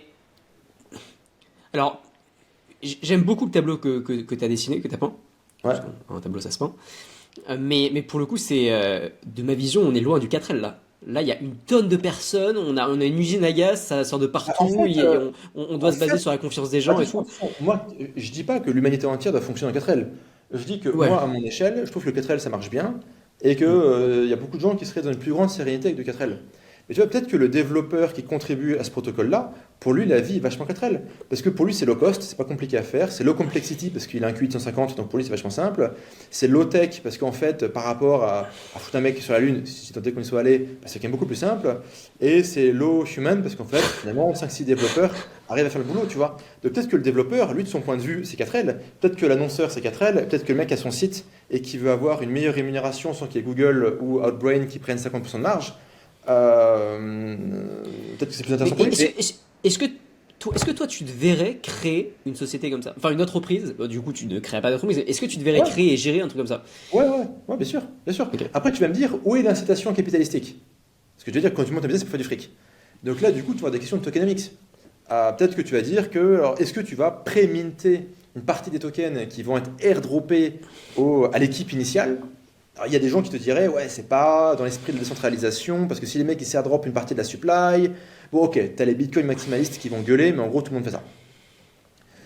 Et donc, du coup, toi, tu as une partie des tokens, et donc, quelque part, si les frais bah, servent soit à buyback le token, soit sont airdroppés au token holder, ce qui est très basique hein, comme tokenomics, hein, c'est presque trop con. Surtout qu'en plus, ça serait à moitié illégal dans pas mal de pays, parce qu'en fait, si le token il te ramène des dividendes, en fait, tu es sur un produit financier régulé, et donc tu rentres dans un bordel sans nom. Bref, je ne rentre pas dans les détails. Vous pouvez googler Howley Test, Howley Test. C'est le truc qui permet de savoir si un token doit être régulé auprès des autorités financières aux États-Unis. C'est assez intéressant. Donc bref. Donc en fait, la question finalement de l'égoïsme personnel, la question de l'incitation, bah là, elle est un peu différente. Après, ce qu'il faut que tu te dises, c'est quand tu as un protocole ouvert, proverbe africain, seul on va vite, quand on est plusieurs, on va loin, quoi, tu vois. Et donc potentiellement, tu as une structure d'incentive qui est ouverte, où il y a C'est plein un de gens problème. qui peuvent contribuer. C'est un vrai protocole africain. Ah, ah oui, ok. Euh, et tu peux fact-checker. J'ai regardé. Mais donc, c'est une mutation, tu vois. Et aujourd'hui, bah, tu as quand même des protocoles genre AAV, de lending borrowing, avec je sais pas combien de milliards dessus, qui fonctionnent comme ça. Et ma foi, ça fonctionne plutôt correctement. Alors, il y a toujours des gens qui diront que, bien des égards, c'est un peu trop centralisé, qu'il y a peut-être trop de pouvoir pour certaines personnes, et qu'il y a quand même une petite couche d'opacité. J'entends. On peut toujours mieux faire. Il y a toujours des gens qui critiquent, tout sur des bases saines, et tout juste pour faire chier. Le gros du temps, c'est quand même pour faire chier. Mais pas ça. Donc en fait, tu vois, c'est pas délirant. Tu vois, on n'est pas sur un truc au 8e degré en mode ouais, le plan sur la comète, ouais, peut-être dans 50 ans quoi. Tu te dis ça, par le scénario qu'on a décrit de la régie publicitaire, tu peux la créer demain. Après évidemment, moi j'ai jamais créé de régie publicitaire, donc ce que je présente ici est extrêmement naïf et c'est probablement un business qui est beaucoup plus compliqué et qui du coup peut-être nécessite un degré de centralisation. Et tu as quand même sur le côté un peu opérationnel de ce que tu viens de décrire comme modèle, tu as un truc qui est hyper intéressant, c'est que notamment moi, quand tu es en France, c'est de plus en plus compliqué de, si tu veux, de monter des équipes parce que tu as enfin, de la loi, tu as Tiens, tous les process machin, pour ouais. onboarder, l'URSSAF, que ce soit en coût ou même en gestion, tu vois. Et ce que tu viens de décrire résout d'après moi aussi un autre problème actuel du capitalisme et des boîtes. Et il y a Sam Altman qui est sorti il y a quelques jours en disant d'ici quelques années, on aura notre première $1 billion compagnie qui sera montée par un seul mec. Et en fait, alors là, c'est pas tout à fait l'exemple parce que les mecs collaborent et tout ça, mais c'est que tu vas venir tuer cette espèce de complexité qui devient complètement abusive. Et donc, ces entreprises-là, montées de cette manière-là, vont devenir de plus en plus efficaces, à mon avis, et les autres ne pourront plus être en compétition parce que si tu es obligé de te manger 40% d'URSSAF, bah, c'est 40% de cash que tu as en moins pour développer le prochain produit, le prochain milestone, le machin. C'est même pas ça. Peut-être que tu as des développeurs absolument géniaux qui ont 11 ans. Tu fais comment pour Aussi, faire travailler un mec? Le mec, il a 11 ans, il est au Bénin. Bon, et il a Starlink parce qu'il s'est bien démerdé. Bah, ce mec-là, c'est compliqué de travailler avec lui. Ouais, j'ai envoyé de l'argent sur Western Union. Ouais, non, laisse tomber quoi. Enfin, tu vois, comment t'expliques ça à ton comptable, tu vois? Donc en fait, il y a aussi des grandes limitations contractuelles au sein des pays développés comme du marché et aussi en règle générale à travers le monde. Des limitations des systèmes de paiement, c'est que tu veux payer des mecs dans certains pays, c'est très compliqué. Et je ne parle même pas des pays sous sanctions. Allez, des pays sous sanctions, on t'évite parce que sinon tu finis en combinaison orange, tu vois. Mais juste, il y a des pays où c'est super galère quoi, de payer les mecs. Donc toute la contractualisation, tous les paiements, c'est compliqué. Donc en fait, sur ce modèle décentralisé, tu peux théoriquement avoir accès à énormément de talents. Après, quand tu prends la phrase de Sam Altman, sur l'IA, c'est une logique qui est inverse en fait. C'est que l'IA est une force de centralisation. Puissance de calcul, machin, contrôle. Et du coup, tu peux tout centraliser dans un mec qui peut créer une billion-dollar compagnie. T'as raison. Là, on parle d'une puissance de décentralisation. Et quelque part, les deux grandes forces, et c'est marrant que ça arrive en même temps, quand même, tu vois. Les deux grandes forces de notre époque, c'est de l'hypercentralisation, l'IA, et de l'hypercentralisation, la blockchain. C'est pour ça que le Parti communiste chinois, il adore l'IA et il n'aime pas le Bitcoin. Bien vu. La boucle est bouclée là. Bien joué. C'est pas moi, hein, j'ai piqué ça à Peter Thiel. Mais oui. Ok. Mais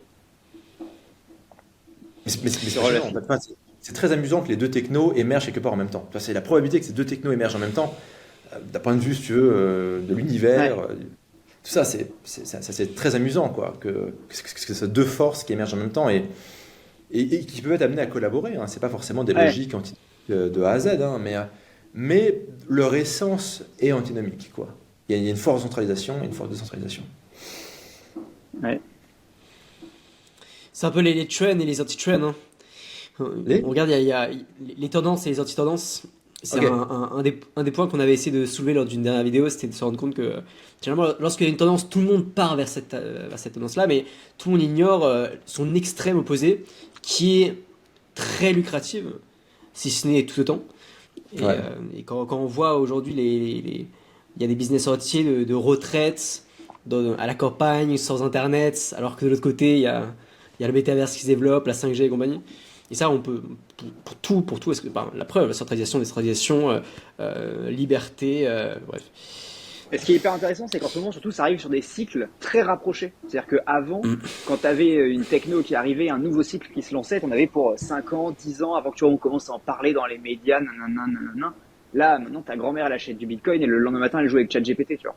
Et ça, cette espèce de violence dans le rapprochement des cycles fait que c'est assez difficile à anticiper de savoir qu'est-ce qui va être antinomique, qu'est-ce qui est le trend, qu'est-ce qui est l'anti-trend, et quand est-ce qu'ils vont se retourner, tu vois. Ouais. Ce qu'on observe néanmoins, c'est que l'IA est plus en avance que la blockchain. En fait, l'IA, si tu veux, l'IA, jusqu'à il y a un an, hein, grosso modo, c'était un peu comme la blockchain. Tout le monde en parle, machin, ça fait 10 piges que machin, on t'explique que. Ouais. Et t'es en mode, toutes les boîtes qui te mettent IA, ça pue le scam pour aller baiser du VC et t'es grabé de la VC Money, tu vois, ou de la BPI Money. Et t'es en mode, les mecs, il y a vraiment de l'IA dans votre truc, enfin, c'est quoi? T'arrives pas à savoir à quel point c'est bullshit. Et t'as GPT qui arrive, et là, soudainement, t'as un outil fonctionnel, utilisable et utilisé pour des centaines de millions de personnes overnight. Et c'est utile et utilisable et désirable, et ça sert à quelque chose. La blockchain n'a pas encore atteint ce moment de GPT. À part pour, je dirais, les gens qui vivent dans des pays complètement fucked up et qui du coup sont contents d'avoir de l'USDT sur Tron ou d'autres blockchains. Il n'y a pas vraiment un usage mainstream où en fait les gens font putain, ma vie au quotidien est quand même chouette avec ce truc. On n'a pas encore atteint ça. Donc l'IA a eu eu GPT et la blockchain attend son moment de GPT. Peut-être qu'on l'aura jamais. J'espère que le moment de GPT de la blockchain, ça ne sera pas les CBDC, quoi. Ça serait quand même un peu chiant. Mais bon. Je vais prendre quelques questions du peuple. Ouais. Alors, je vais essayer de les... Alors, il y en a pas mal. Ok. J'ai le temps. Alors, un Vivien, je sais pas si tu vois qui c'est. J'en connais beaucoup. Donc, Ouais. Pourquoi est-ce que tu dis que les funnels sont morts? Ça cartonne, selon lui, je continue sa phrase. Ça cartonne encore, il faut juste changer la manière de faire pour moi, squeezer les gens et intégrer la relation trust réciprocité dans le funnel. Donc voilà, pourquoi selon toi c'est mort? Quand je dis que les funnels sont morts, c'est pas vraiment une binarité, ils sont en train de mourir. Il y a eu, donc là on est vraiment dans du Web 2 pratico-pratique, En gros, le funnel, tu vois, un peu, qui est initié par l'ère ClickFunnels, tu vois, c'est, ok, je prends du lead, landing page, dégueulasse. Dégueulasse, mais critique. Un truc moche, ça pointille mieux. Derrière, c'est page de vente super longue, vidéo, machin, VSL, pas page de commande, bump, upsell, downsell, upsell, downsell, upsell, downsell, upsell, downsell, boom, page de remerciement, tu mets des liens affiliés vers d'autres trucs pour continuer à gratter. Je l'ai beaucoup fait. Et où tu prends le gars, tu le défonces, les gens réagissent beaucoup moins à ça. Voire ils ont vraiment ras le cul. Et ceux qui arrivent à rester en vie, soit en fait ils ont au préalable développé une relation de malade, et donc en fait ce qui fait que ça marche, c'est pas les upsells et downsells et la page de vente et la VSL et tout le bordel, c'est parce qu'il y a une relation. Donc en fait la relation tout court suffit, pas besoin de tout le bordel. Soit c'est des mecs qui vont pousser le vice vraiment trop loin, qui vont vraiment rentrer dans le bullshitage intersidéral, ou ils vont rentrer dans la fraude. Tu vois. Genre, ouais, il y a un bouton pour machin schnock, mais en fait, t'es débité 40 balles tous les mois. Ah bah ça, c'est de la fraude. Tu vois, genre, cliquez sur le bouton pour être heureux. Le mec, il clique. Bon, mais tu vois, genre, enfin, non, mais c'est con, il y a beaucoup qui le font, malheureusement. Et donc, en fait, c'est ces mecs-là qui continuent à faire du fric en final. Donc, pour moi, si tu veux, on passe. Et surtout, ce qui est intéressant, enfin, comme tendance, c'est la logique du funnel. Ça demande beaucoup d'énergie et au vendeur et à l'acheteur. Parce que le vendeur, il va faire un funnel, des machins, des upsells, des séquences, brancher les trucs, l'autorépondeur, le truc, tu vois. Ça demande beaucoup d'énergie. Et l'acheteur, putain, il rentre là-dedans, il passe 2 heures à regarder des vidéos, il clique, il comprend pas, il reload, il se fait biller 3 fois. Du coup, il est à côté des supports clients, le mec il répond pas, lui il s'énerve, il va sur la Viarnac, il fait, oh, c'est une arnaque. Tu vois, ça prend beaucoup d'énergie. Et je pense que des modèles comme ce qu'on fait avec Bonsai sont beaucoup plus intéressants. Ça demande aucune énergie pour vendre, aucune énergie pour acheter, et du coup, tu as beaucoup d'énergie et de temps de cerveau disponible pour faire autre chose. Par exemple, apporter de la valeur, développer de la relation, créer un meilleur produit, des trucs comme ça, et qui font que ton business a une bien meilleure LTV. C'est ce que je veux dire dans l'expression « les funnels sont morts », même si cette expression est une simplification, et que oui, il y a encore des funnels qui marchent, et que dans certains cas, ça peut être intéressant. Mais bonne question de vision. Frogtech, Bonsai, est-ce que finalement Bonsai risque, dans le futur, parce que pour l'instant je sais que c'est pas le cas, mais risque pas de cannibaliser un peu le travail de Frogtech? Absolument. Bonsai tuera Frogtech. Enfin, si Bonsai arrive à accomplir sa mission, Frogtech sera complètement obsolète. Ok. Si tu te D'ailleurs, c'est cannibalises, quoi votre... ouais, pardon. si tu te cannibalises pas toi-même, quelqu'un d'autre va le faire. C'est quoi ta vision avec Bonsai? Est-ce que... bon, tout court, point. Bah, la vision, c'est justement de faire une plateforme de vente qui maximise le développement de la relation. Donc, c'est pas une plateforme, si tu veux, pour créer de l'attention. C'est pas un réseau social, si tu veux. C'est une plateforme pour maximiser la qualité de la relation et l'optimisation d'une monétisation, on va dire, durable. C'est qu'en gros, tu n'es pas là pour braquer le lead, tu es là pour, en gros, avoir un business profitable pour les mois et les années à venir. Et avoir un business profitable pour les mois et les années à venir dans un monde qui change à ce point-là au jour le jour, en fait, c'est assez désirable. C'est qu'au lieu d'être en mode mentalité loup de Wall Street, braco, thune, cash, fuck le système et faire n'importe quoi, et essayer de gagner 100K en un mois, je trouve que c'est beaucoup plus intéressant d'avoir un truc qui te rapporte 5K pour les 5 prochaines années, par mois pour les 5 prochaines années. Ajusté avec l'inflation si possible. Mais tu vois, Bonsai, c'est un business qui peut rapporter beaucoup plus que 100 000 euros par mois. Je pense que il y a un vrai besoin autour de la création économie. Et je pense que demain, absolument n'importe qui va créer du contenu, de te boucher va créer du contenu. Gagner 100 balles, hein. Je suis pas ça pour gagner 100 Oui, balles. oui, mais je pense que c'est quelque chose qui peut être vraiment gros. Euh, Pourquoi est-ce que... Enfin, toi, comment tu te positionnes dans Bonsai? Du coup, si j'ai bien compris, c'est Jean-Marie qui est le CEO. Ouais. Et est-ce que c'est quelque chose que tu veux vraiment pousser? Tout à l'heure, tu nous disais que finalement, c'est vers le Web3 que tu vas vouloir focus. Enfin, Alors, en fait, c'est Jean-Marie qui gère la boîte. C'est Jean-Marie. Les gens le connaissent souvent pour Jean-Marie, le personnage public, troll, provocateur, qui t'entend dire quand même des dingueries.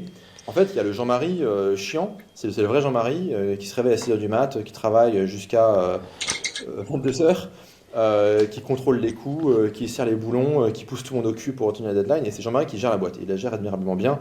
Et on a une vitesse de croissance de bâtard.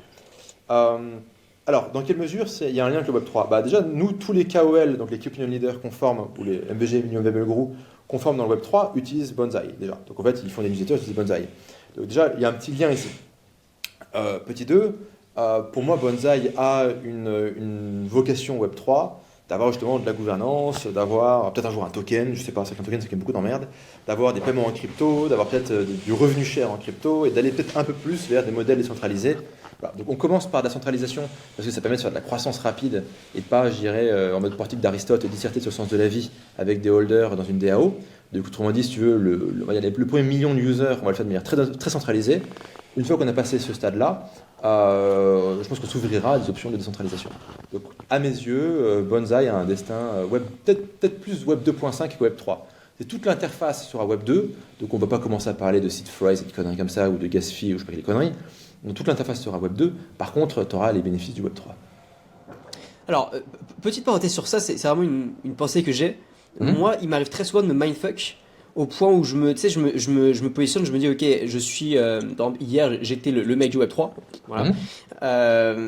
Et du coup, j'essayais de relier. Mon cerveau essayait de se créer de la logique. Pour justifier certains moves que je faisais à côté en me disant non mais voilà il y a de la synergie blablabla c'est ça ça. Ouais. Est-ce que finalement t'es pas et d'ailleurs est-ce que finalement c'est pas dangereux d'essayer de tout rattacher à du Web3 sachant que Bonsaï aujourd'hui ça pourrait sans même parler Web3 ça pourrait déjà décoller. Est-ce que ça sert vraiment à quelque chose d'ajouter de la complexité comme ça dessus? Ça décolle et ça fonctionne. Il ne s'agit pas d'ajouter de la complexité. Il s'agit d'ajouter des fonctionnalités, de la profondeur dans la relation qui, on l'espère, sera bénéfique et désirable pour les différentes parties prenantes. Et tout le challenge, c'est justement que ce soit aussi du ergonomique. C'est qu'en fait, en termes de développement, c'est du travail, mais en termes d'utilisation, il faut que ce soit frictionless, quoi, sans friction, tout ça. Donc, c'est pas un ajout de complexité. Après, est-ce que c'est moi, finalement, qui me dis « Ah, bah, je vais faire du Web3, donc j'ajoute du Web3 dans le truc ?» Peut-être. Et putain, ces features, j'aimerais bien les avoir quand même. En fait, oui, moi je vais me mindfuck comme toi, mais je vais souvent me mindfuck sur un truc que je veux. Je me dis, je veux ce truc-là, j'arrive pas à le trouver ailleurs. Alors soit je fais mon deuil, soit je me dis, bon vas-y fais chier, allez, on fabrique ce truc, et puis comme ça c'est fait quoi. Ok, et tu veux rebondir dessus Alex, sinon je passe à une autre question du... Non, Luc. vas-y, c'était très clair, tu peux y aller. Alors, Alex Bram. Ah, bonjour Alex. Business par abonnement vs produit simple. Donc c'est la question qui se pose. Lui, il se pose beaucoup de questions sur ces deux modèles. Ce qu'il dit, c'est l'abonnement, tu as l'impression d'être H24 dans ton biz, tandis que quand tu vends une formation digitale, une fois que c'est vendu, tu n'as plus grand chose à faire. Qu'est-ce que toi tu en penses?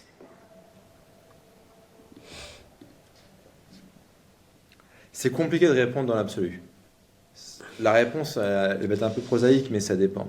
Ça dépend de tes choix, ça dépend de ton business, ça dépend de ton produit, ça dépend de ton industrie. Est-ce qu'il y a une pertinence, est-ce qu'il y a un rebuild? Est-ce que c'est un produit continu, une formation continue qui demande de mettre à jour tout le temps, par exemple? Je vais prendre, tu vois, pour moi, un des business en abonnement qui m'a pas mal marqué. C'est bon, moi j'adore acheter toutes les merdes sur Internet. C'est partie de mon travail. C'est les dépenses de R&D. Bah, faut absolument ce que c'est, mais c'est des dépenses de R&D. Donc moi j'achète toutes les merdes sur Internet. Et j'ai acheté The War Room d'Andrew Tate il y a 1 an et demi et 2 ans. Alors j'ai pas forcément fité avec la culture locale. Par contre, le produit est insane. Le produit, c'est 10 groupes Telegram.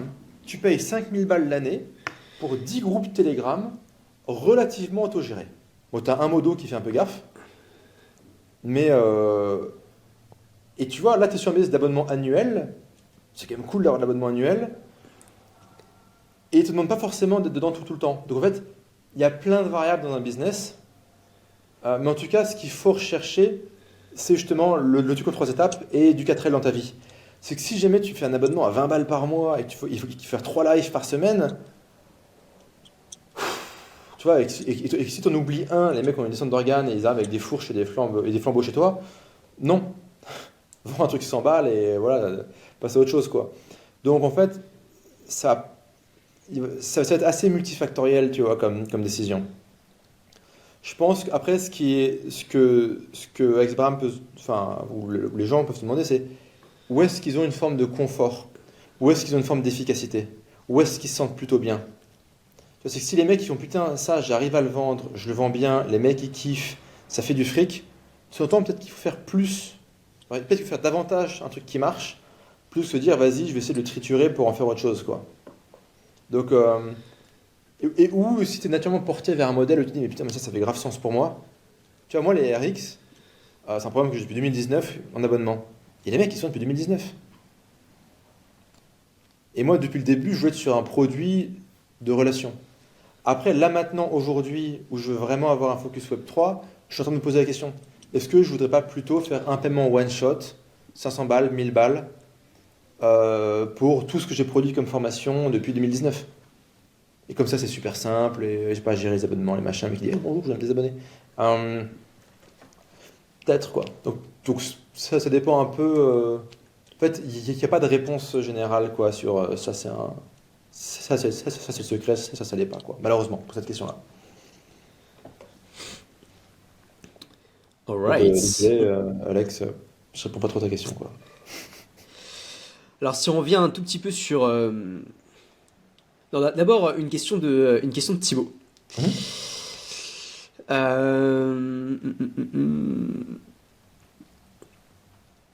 Alors aucun rapport, hein. Que penses-tu des gourous de l'immortalité pardon, type Brian Johnson?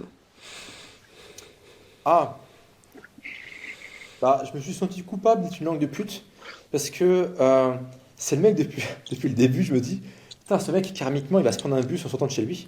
Et un jour, il sortait les meilleurs commentaires de ses haters, et le premier, c'était This guy is going to get hit by a bus. Et je me suis dit, putain, je suis vraiment le hater de base, quoi. Sauf que moi, je ne l'ai pas commenté, parce que voilà, j'ai un peu de dignité, quoi. Donc, je me suis senti très coupable d'être sur les fréquences un peu basses par moment.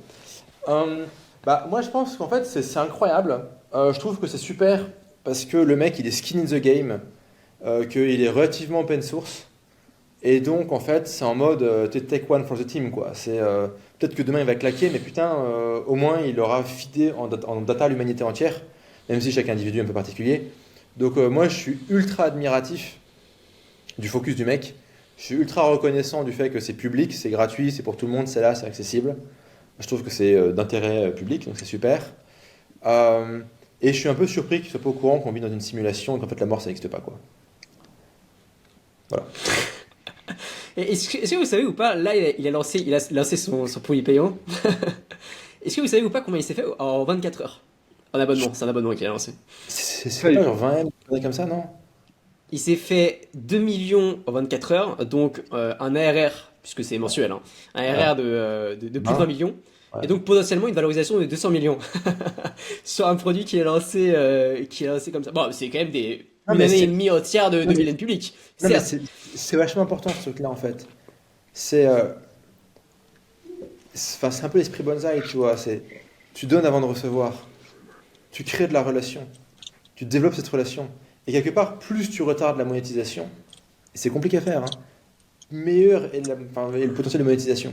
Et si lui, dès le jour 1, il avait commencé à vendre des PDF, il serait pas là, tu vois. Parce que c'est en mode c'est gratos, c'est gratos, c'est gratos. Ouais. En gros, enfin, pour les gens qui nous écoutent, mais donner un maximum de valeur et d'amour gratos, il y a très peu de cas où le ROI, il n'est pas ouf. Vraiment. Et c'est aussi ça Ouais, qu'il faut retenir, quoi. là, c'est vraiment une preuve énorme du building public et comme tu disais tout à l'heure, du skin in the game. C'est-à-dire que le mec, il est sa propre expérience, il est son, entre guillemets, son propre produit ou en tout cas son propre MVP à minima. Et le mec balance en ligne et ça cartonne immédiatement. Et en fait, c'est là où les gens vont dire ouais, mais il a fait 2 millions en 24 heures. En fait, non, il a fait 2 Non, millions en un an et demi. Tu vois, c'est là où il faut voir non, le non, cercle, non, non, voire en non, 5 ouais. ans même. Je sais pas combien. Il a fait 2 millions, il a quel âge ce mec? 42 ans, 43 ans, un truc comme ça, dans la quarantaine. Il a fait 2 Ouais, même millions plus, ouais. et ça fait 40 piges. Avant, il a monté une putain de boîte qu'il a revendu 400 millions, et il a une Ouais. expérience pas possible, il a probablement fait des études un peu spécialisées et démontré qu'il n'était pas complètement idiot. Il a dû gérer un nombre de problèmes absolument incroyable pour être là où il est. Donc non, en fait, c'est pas juste un an et demi de building public. Ouais. C'est genre 40 une ans de vie. étape. Ouais. Ouais, carrément. Carrément, carrément. Toi, tu t'optimises un peu ou pas à ce niveau-là? Est-ce que tu essayes de traquer un peu ta santé et Alors, t'essayes de traquer la nutrition, le sommeil et compagnie? alors moi, j'avais commencé à tester. Bah, Brian Johnson, il recommande un truc qui s'appelle Loop. Non, Whoop. Tu un bracelet qui mesure tout. Tu sais, il y a Oura, tu sais, la bague, Ouais, et tu as l'anneau, Whoop, ouais. le bracelet. Hmm. Bon, moi, je suis pas trop bague, donc j'ai pris le bracelet. jusqu'au moment où ces fils de pute m'ont notifié au milieu de la nuit. Eh, salut, ça marcherait encore mieux si tu laisses le Wi-Fi, le Bluetooth allumé à côté de ta tête toute la nuit. Et là, je me suis dit, putain, les mecs, ils sont vraiment forts, mais faites partie du problème, faites partie de la solution, quoi. En fait, moi, ce qui me gêne un peu dans tout ça, c'est très technologiste. C'est très naïf sur la technologie. C'est vas-y, je vais mettre 50 appareils connectés dans mon lit, sous mon lit, dans mon matelas, des puces, des capteurs, des machins. Tout ça, ça émet des putains d'ondes matin, midi, soir. Mais parce que je la vois pas et qu'il y a de la recherche financée par les mecs qui posent des antennes 5G qui disent que c'est sans aucun danger, comme c'est financé, je sais pas trop si c'est vrai ou pas, et bah du coup, technologie is good, donc vas-y, j'ai 50 capteurs sur moi, et je suis irradié au Bluetooth et 5G matin, midi, soir, niveau de Tchernobyl. Mais je peux savoir que entre 1h30 et 2h15, gérer mon rythme circadien, c'est un peu ralenti, parce que j'ai quand même fait un mauvais rêve et je viens de pisser. Ok, merci, je suis content d'être là, quoi. Tu sais, il y a ce truc chez Nassim Taleb, c'est la via negativa. C'est de temps en temps, tu t'améliores en retirant des conneries, pas en ajoutant. Chez Brian Johnson, de ce côté, tu rajoutes. Vas-y, tu prends 50 000 pilules en même temps. Je respecte à mort le fait qu'il teste sur lui-même. Mais de ce temps, tu peux te dire, vas-y, et si j'enlevais la merde dans ma vie? Genre, je me fais moins irradier par toutes les conneries, je mange moins de merde, je me prends moins de stress dans la tête. Voilà. Donc en fait, je préfère l'idée de retirer pour s'améliorer plutôt qu'ajouter pour s'améliorer. Où je pense qu'en fait, il y a un risk-reward qui est beaucoup plus intéressant en virant les trucs qui sont clairement malsains et pourris. Donc en fait, je pense que retirer du malsain et pourri, oui, à fond.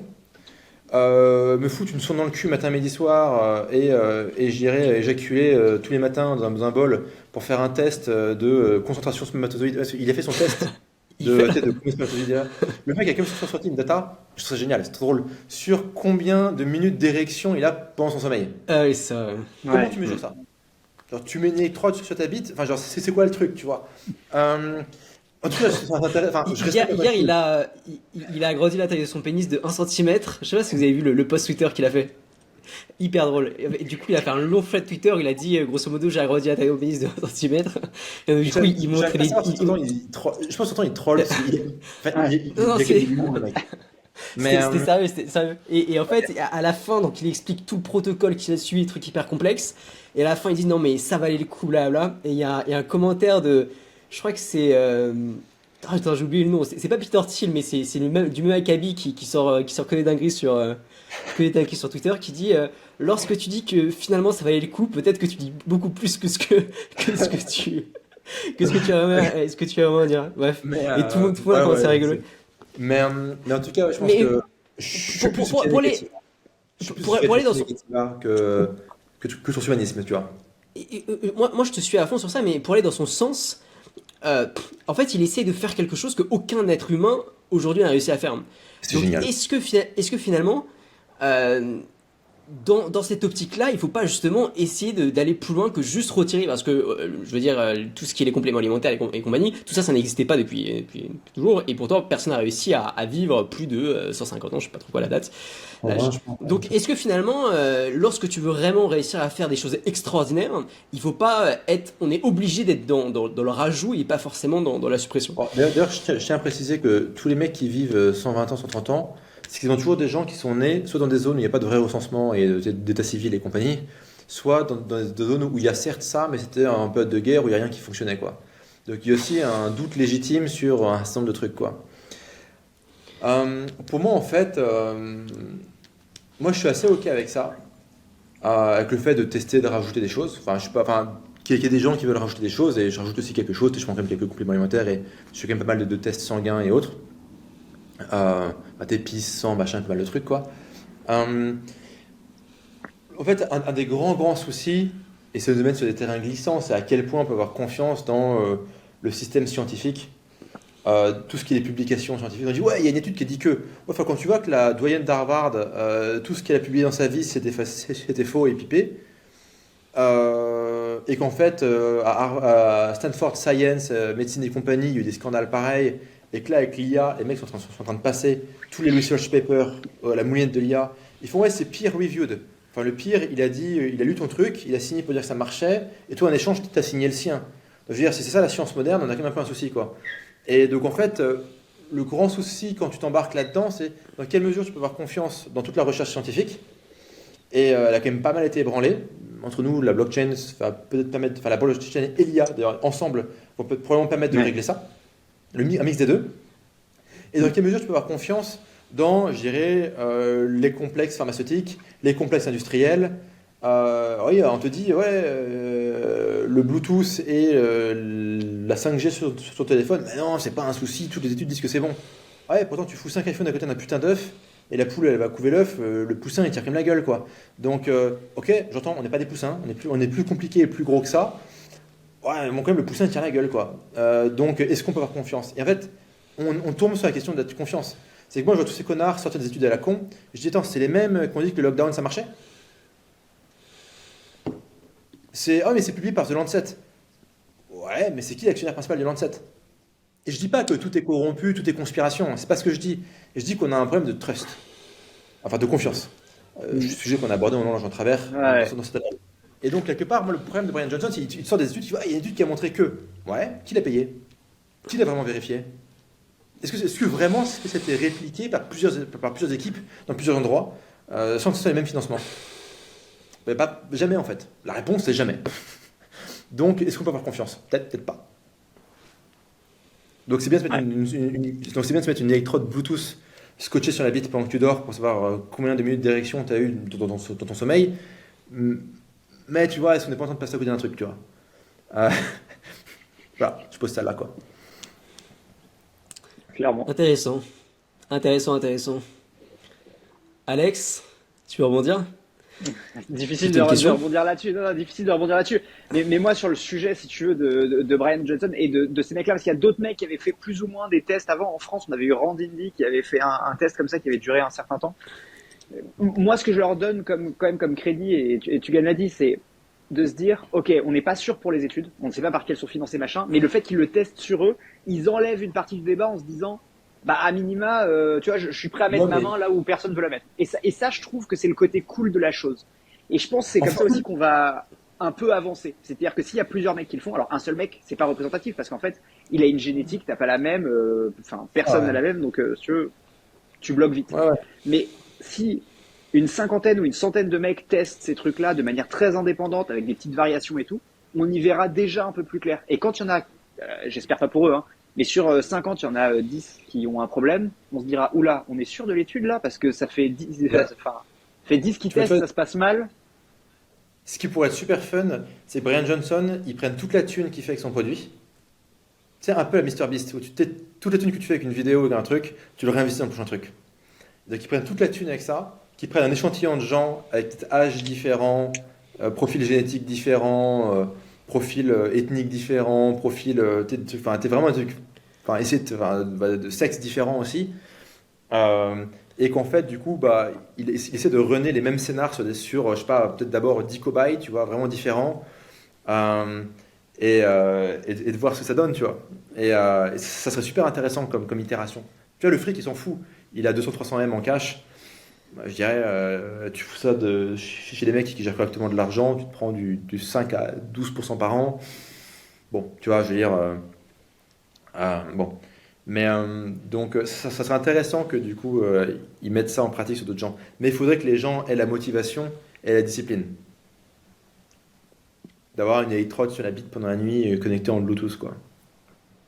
Qui est quand même assez Toi, chaud. tu veux pas Le être mec, immortel? Vas-y. non, j'ai dit, le mec a quand même une grosse discipline parce que c'est chaud quand tu vois sa vie.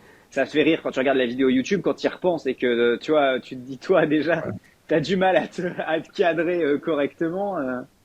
Non, et quand les gens, ils ont un job. C'est que lui, Ouais, il bah, a bien été sûr. assez brillant pour réussir à un âge relativement tôt, dans Ouais, des il faut qu'il les proportions paye. extrêmes. Oui, sauf que si les mecs sont payés à rien foutre, est-ce qu'ils n'ont pas une perte de sens dans la vie? Tu vois? Si le mec, il est juste là en mode laboratoire, je suis là avec mon électrode sur la bite, payé par Brian Johnson, est-ce que, tu vois, au bout d'un moment, t'es pas un peu découragé de la vie en mode, bah, c'est ça ma life, le travail donne quand même du sens, Ouais. à défaut de rendre libre. Tu vois? Donc, Ouais. Ouais, tout à voilà. fait. Compliqué, mais intéressant. Moi, je trouve que ça a le mérite, au moins, de détruire des croyances qui existent depuis toujours, que ce soit Elon Musk qui dit bon bah nous on va essayer d'aller sur Mars, ou Brian Johnson qui dit mais en fait la mort c'est un scam et on va essayer de défaire ça. Je trouve que ça donne beaucoup d'espoir pour la suite. Alors on sait pas s'ils vont arriver ou pas, on sait pas les raisons économiques, peut-être qu'ils sont des mauvaises intentions, je sais pas, mais ça permet de moi, ça me donne beaucoup d'espoir pour le coup. Moi, j'aime bien dire que je suis un optimiste réaliste sur le futur, et ça me donne beaucoup d'optimisme sur la suite.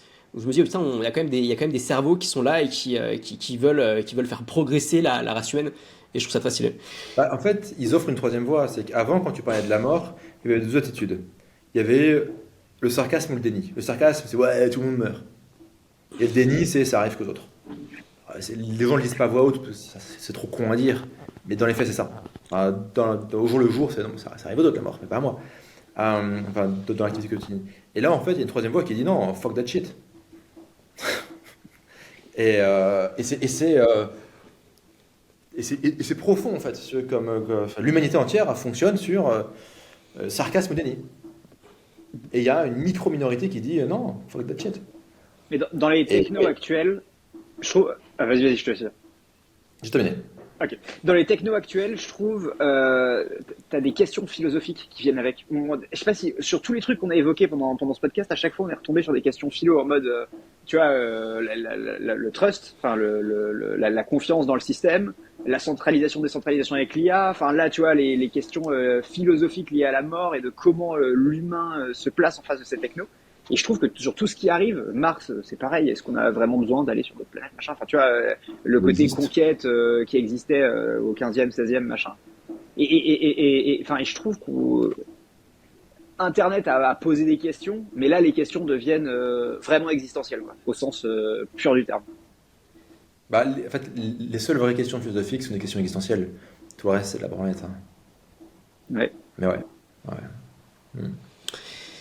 On a des Je questions regarde si j'ai une dernière question pertinente. Tu as le tunnel de vente? Comment? Une petite question sur le tunnel de vente pour terminer. Ouais, sur quelque chose de plus. Ça va être chaud de dépasser celle-là, hein, parce qu'on a quand même fini sur le côté t'avoue, philosophique des technologies. Choisis bien, mec. Il y a quelqu'un qui a repris une citation de Shamat Palihapitiya, je sais pas si ça vous parle, Ouais. qui grosso modo a dit que les outils d'IA aujourd'hui de nos codes vont rendre incroyablement facile le fait de très rapidement copier n'importe quel type de SaaS, et que finalement la barrière à l'entrée hier technologique des SaaS est en train de s'effriter de plus en plus. Qu'est-ce que vous pensez de ça, et du coup quelles vont être les futures barrières à l'entrée si du jour au lendemain n'importe qui peut répliquer une techno? Bah, distribuer le produit, hein. La relation. Trop facile, ouais. putain, fait chier. Alors, ça c'est certain. C'est-à-dire que les technos qu'on a actuellement sont complètement déflationnistes en termes de barrières à l'entrée. C'est-à-dire qu'avec le no-code, avec l'IA, avec le fait de pouvoir répandre ton produit sur Internet et ainsi de suite, tu vois. Enfin, si on reprend la même chose, c'est juste que ça a mis 20 ans, mais Internet a permis d'ouvrir des stores beaucoup plus facilement. T'imagines qu'avant, quand tu voulais faire l'équivalent du e-commerce, c'est-à-dire faire un store et vendre, t'étais obligé de trouver un pas de porte, le louer, trouver ta clientèle, faire de l'advertising sur des panneaux à l'entrée de la ville, t'étais obligé de traverser le truc, de faire imprimer un 4x3, de dire à la mairie ou à je sais pas qui, est-ce que je peux l'afficher, le machin. Là, t'as lancé ton store. Bah là, c'est pareil, sauf qu'il y a un niveau d'accélération. Et donc, je suis entièrement d'accord avec Yann. Le truc, c'est la distribution, la communauté, la brand. Ouais. Bah, en fait, moi ça, c'est un modèle dont je fais promotion, donc mon autopromotion depuis un certain temps, c'est extrême relation, extrême technologie. Donc la économique va se polariser soit sur de l'extrême techno, donc là IA, nanotech, biotech, etc. Ou d'extrême relation, donc vraiment une vraie ferveur, une intensité. Soit c'est une relation qui est verticale, donc il y a un gourou, un influenceur, peu importe, un leader et une audience, donc c'est vertical, soit c'est horizontal, c'est des gens au même niveau qui ont plein de liens entre eux. Et en fait, il y a une extrême relation ou une extrême techno. Tout ce qui est au milieu, ça va vivoter encore un temps, mais sa vocation finit comme l'agriculture, quoi. Tout le monde en a besoin, mais ça fait plus trop d'argent. Donc les storycom à la con, les agences à la con et les wannabe infopreneurs, on en a encore un peu besoin. Il y en a encore qui font faire du fric, mais progressivement, en termes de profit, c'est une race to zero. Après, tu fais un axe vertical, est-ce que c'est une logique de rareté, est-ce que c'est une logique d'abondance? Tu prends techno plus abondance, c'est l'IA, techno plus rareté, c'est le Bitcoin. Relation plus abondance, c'est TikTok. Relation plus rareté, c'est, je dirais, une société occulte, un mastermind. trois mecs qui font une conspiration, un truc comme ça, quoi. Et en fait, il faut se polariser là-dessus, quoi. Tout ce qui est un peu trop au centre de cette matrice va se faire dessouder la gueule dans les années à venir, quoi. Trop cool. Bah j'ai fini moi.